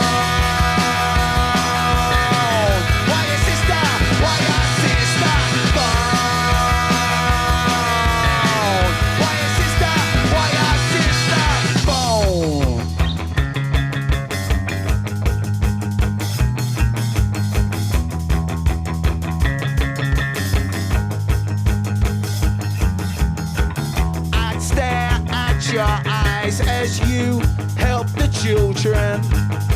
You're quoting Voltaire or Ginsberg to the dawn in your kitchen, sipping iced tea in the summer, Victoria Park, yeah. I'm playing at Peter Stan Bowles, QPR, 1975. QPR, 1975.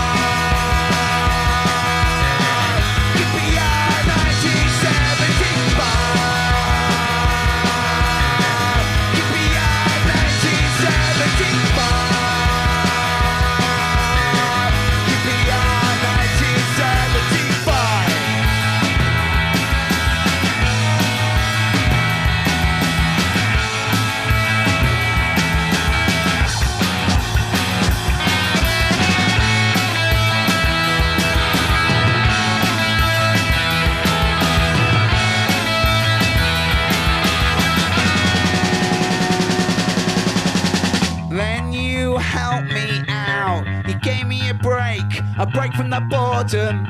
I quit my job, I took a gamble on a new life. I always remember staying with you in your hotel. I'll always owe you some gratitude, gratitude, my friend. Gratitude, gratitude, my friend. Gratitude, gratitude, my friend. Gratitude, gratitude, my friend. Gratitude, gratitude, my friend. The others, Stan Bowles, R.I.P. to an English footballing legend, and Zach, we have to also say R.I.P. to a German footballing legend that sadly passed away on Tuesday. I didn't find a song for him yet to play. I might still be able to, I'm sure I can. Andreas Bremer passed away, 63, seems just so young. A player, played for so many top teams, played with Bayern for a number of years as well, played with West Germany in the Olympics, played with Germany and scored the goal that won Germany the World Cup in 1990 against Argentina. He's a true German legend, a true icon of the game in Europe and world soccer. We've lost a lot in the last couple of years, and Andreas Bremer is certainly another one of those. Yeah, this would be my point as we end the show. Obviously, was just going to be to honor him. Andreas Bremer was, a part of a really wonderful generation of German footballers who excelled at club level and for the national team. Yeah, he's most well known for that moment in Rome in 1990, stepping up and scoring the penalty against, I believe it was Goicoechea from Argentina, to win Germany the World Cup for the third time. 5 minutes to go, I think. 85th minute, I think it was. Yeah. It was it was in the last 4, 5, 6 minutes of regular time. And he took the penalty with his right foot. I guess. Well, first off, I think he took the penalty because Mateus was not fully like up to like fit. Like I think there was something wrong with him or whatever. Like not just something maybe like he think he was playing, but there was he couldn't take it. This is my recollection. Anyways, but he scored right-footed, which was interesting because Andreas Bremer was a left back, and if you follow him, these last few years on social media, he often likes to share stories of that lead into him kind of promoting his book, which is called like Two-Footed, I believe is what his book's called in English. But he was a tremendous player. He played at Bayern obviously, but one of the things I'll remember him most for is his being a part of the Red Devils of Germany, which is FC Kaiserslautern or 1 FC Kaiserslautern, where he was a part of the side that got relegated in 1996 at the end of the 1996 season, or the spring of 1996, then won promotion in 1997 back to the Bundesliga, and then in 1998, along with players like Michael Ballack and I believe like Olaf Marschall, helped Kaiserslautern on their first year back in the Bundesliga lift the Bundesliga trophy. Oh wow! Which was just remarkable. But that's one of the obviously scoring the World Cup goal and playing for the national team and all that stuff is huge. Playing for Bayern, huge. That moment Kaiserslautern is huge. But my personal one memory of Andreas Bremer is I got to see him play one time, and that was in June 1994 at Varsity Stadium as Canada played Germany in what was a World Cup warm-up match for Germany. And we unfortunately gave him acres of space in the first half to put in one of his trademark left-footed crosses to the back post where an essentially unmarked Matthias Sammer ghosted in to head home past Craig Forrest and put Germany into the lead. It ended up being the winning goal of the match as Rudy Fuller added a second in the second half. And I was in that end. I was, I think, second row around the 18-yard box on the opposite side of the pitch from the cross. And it would just, that's a game I'll cherish. It was the first real football match I remember going to. I think I went to one like Blizzard game or something before that, but that's the real first football match I remember going to. And it was a star-studded side from Germany and also some very memorable Canadians. But that was one of the key moments. So I'm thankful that I got to see Andreas Brema, and yeah, really sad for his family. And yeah, it's following Beckenbauer's passing. There's like German legend after German legend has kind of been falling, and so just kind of sad for the overall community, but also just moments to be thankful for all that they contributed and all that they did for the game. Have you read Brema's book, or is it not in I, English? I haven't. I don't know if there's English version available. I have not read it. It's one I wouldn't mind reading. I will try and track that down for you in English. That might be tough. There is a German novel about football hooligans that is in English that I was trying to get you one Christmas, but it's sold out and I couldn't get it. So that's another one I have on a list to get you. You mentioned about going to a Blizzard game. I've been to a Blizzard game. At what field? At Forfar, East Fife. The snow was really bad. Really bad, yeah. Yeah, really bad. And on that note, let's end the show. End with a laugh. I was in a park today, and I told Caitlin a joke, and a duck laughed.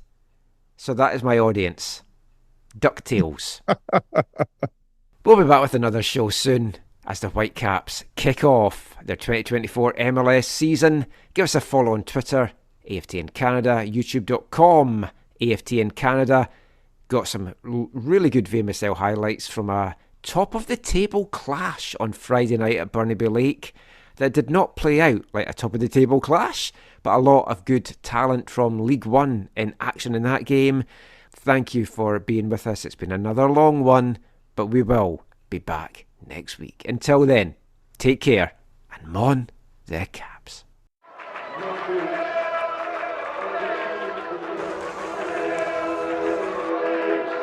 Going to your first match is an experience you never forget.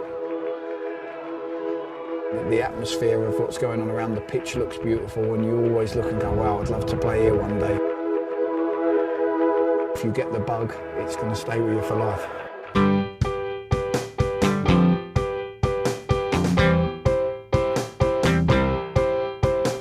10 minutes left. Yeah, but there's still some time. It's not the final score. We need more than the numbers we're given. Show us you live and breathe the game. You're more than a name. That's what we came for. We can bring you more than the score. Every story. Let's take this thing off of the field into the real world, away from the numbers, away from the numbers.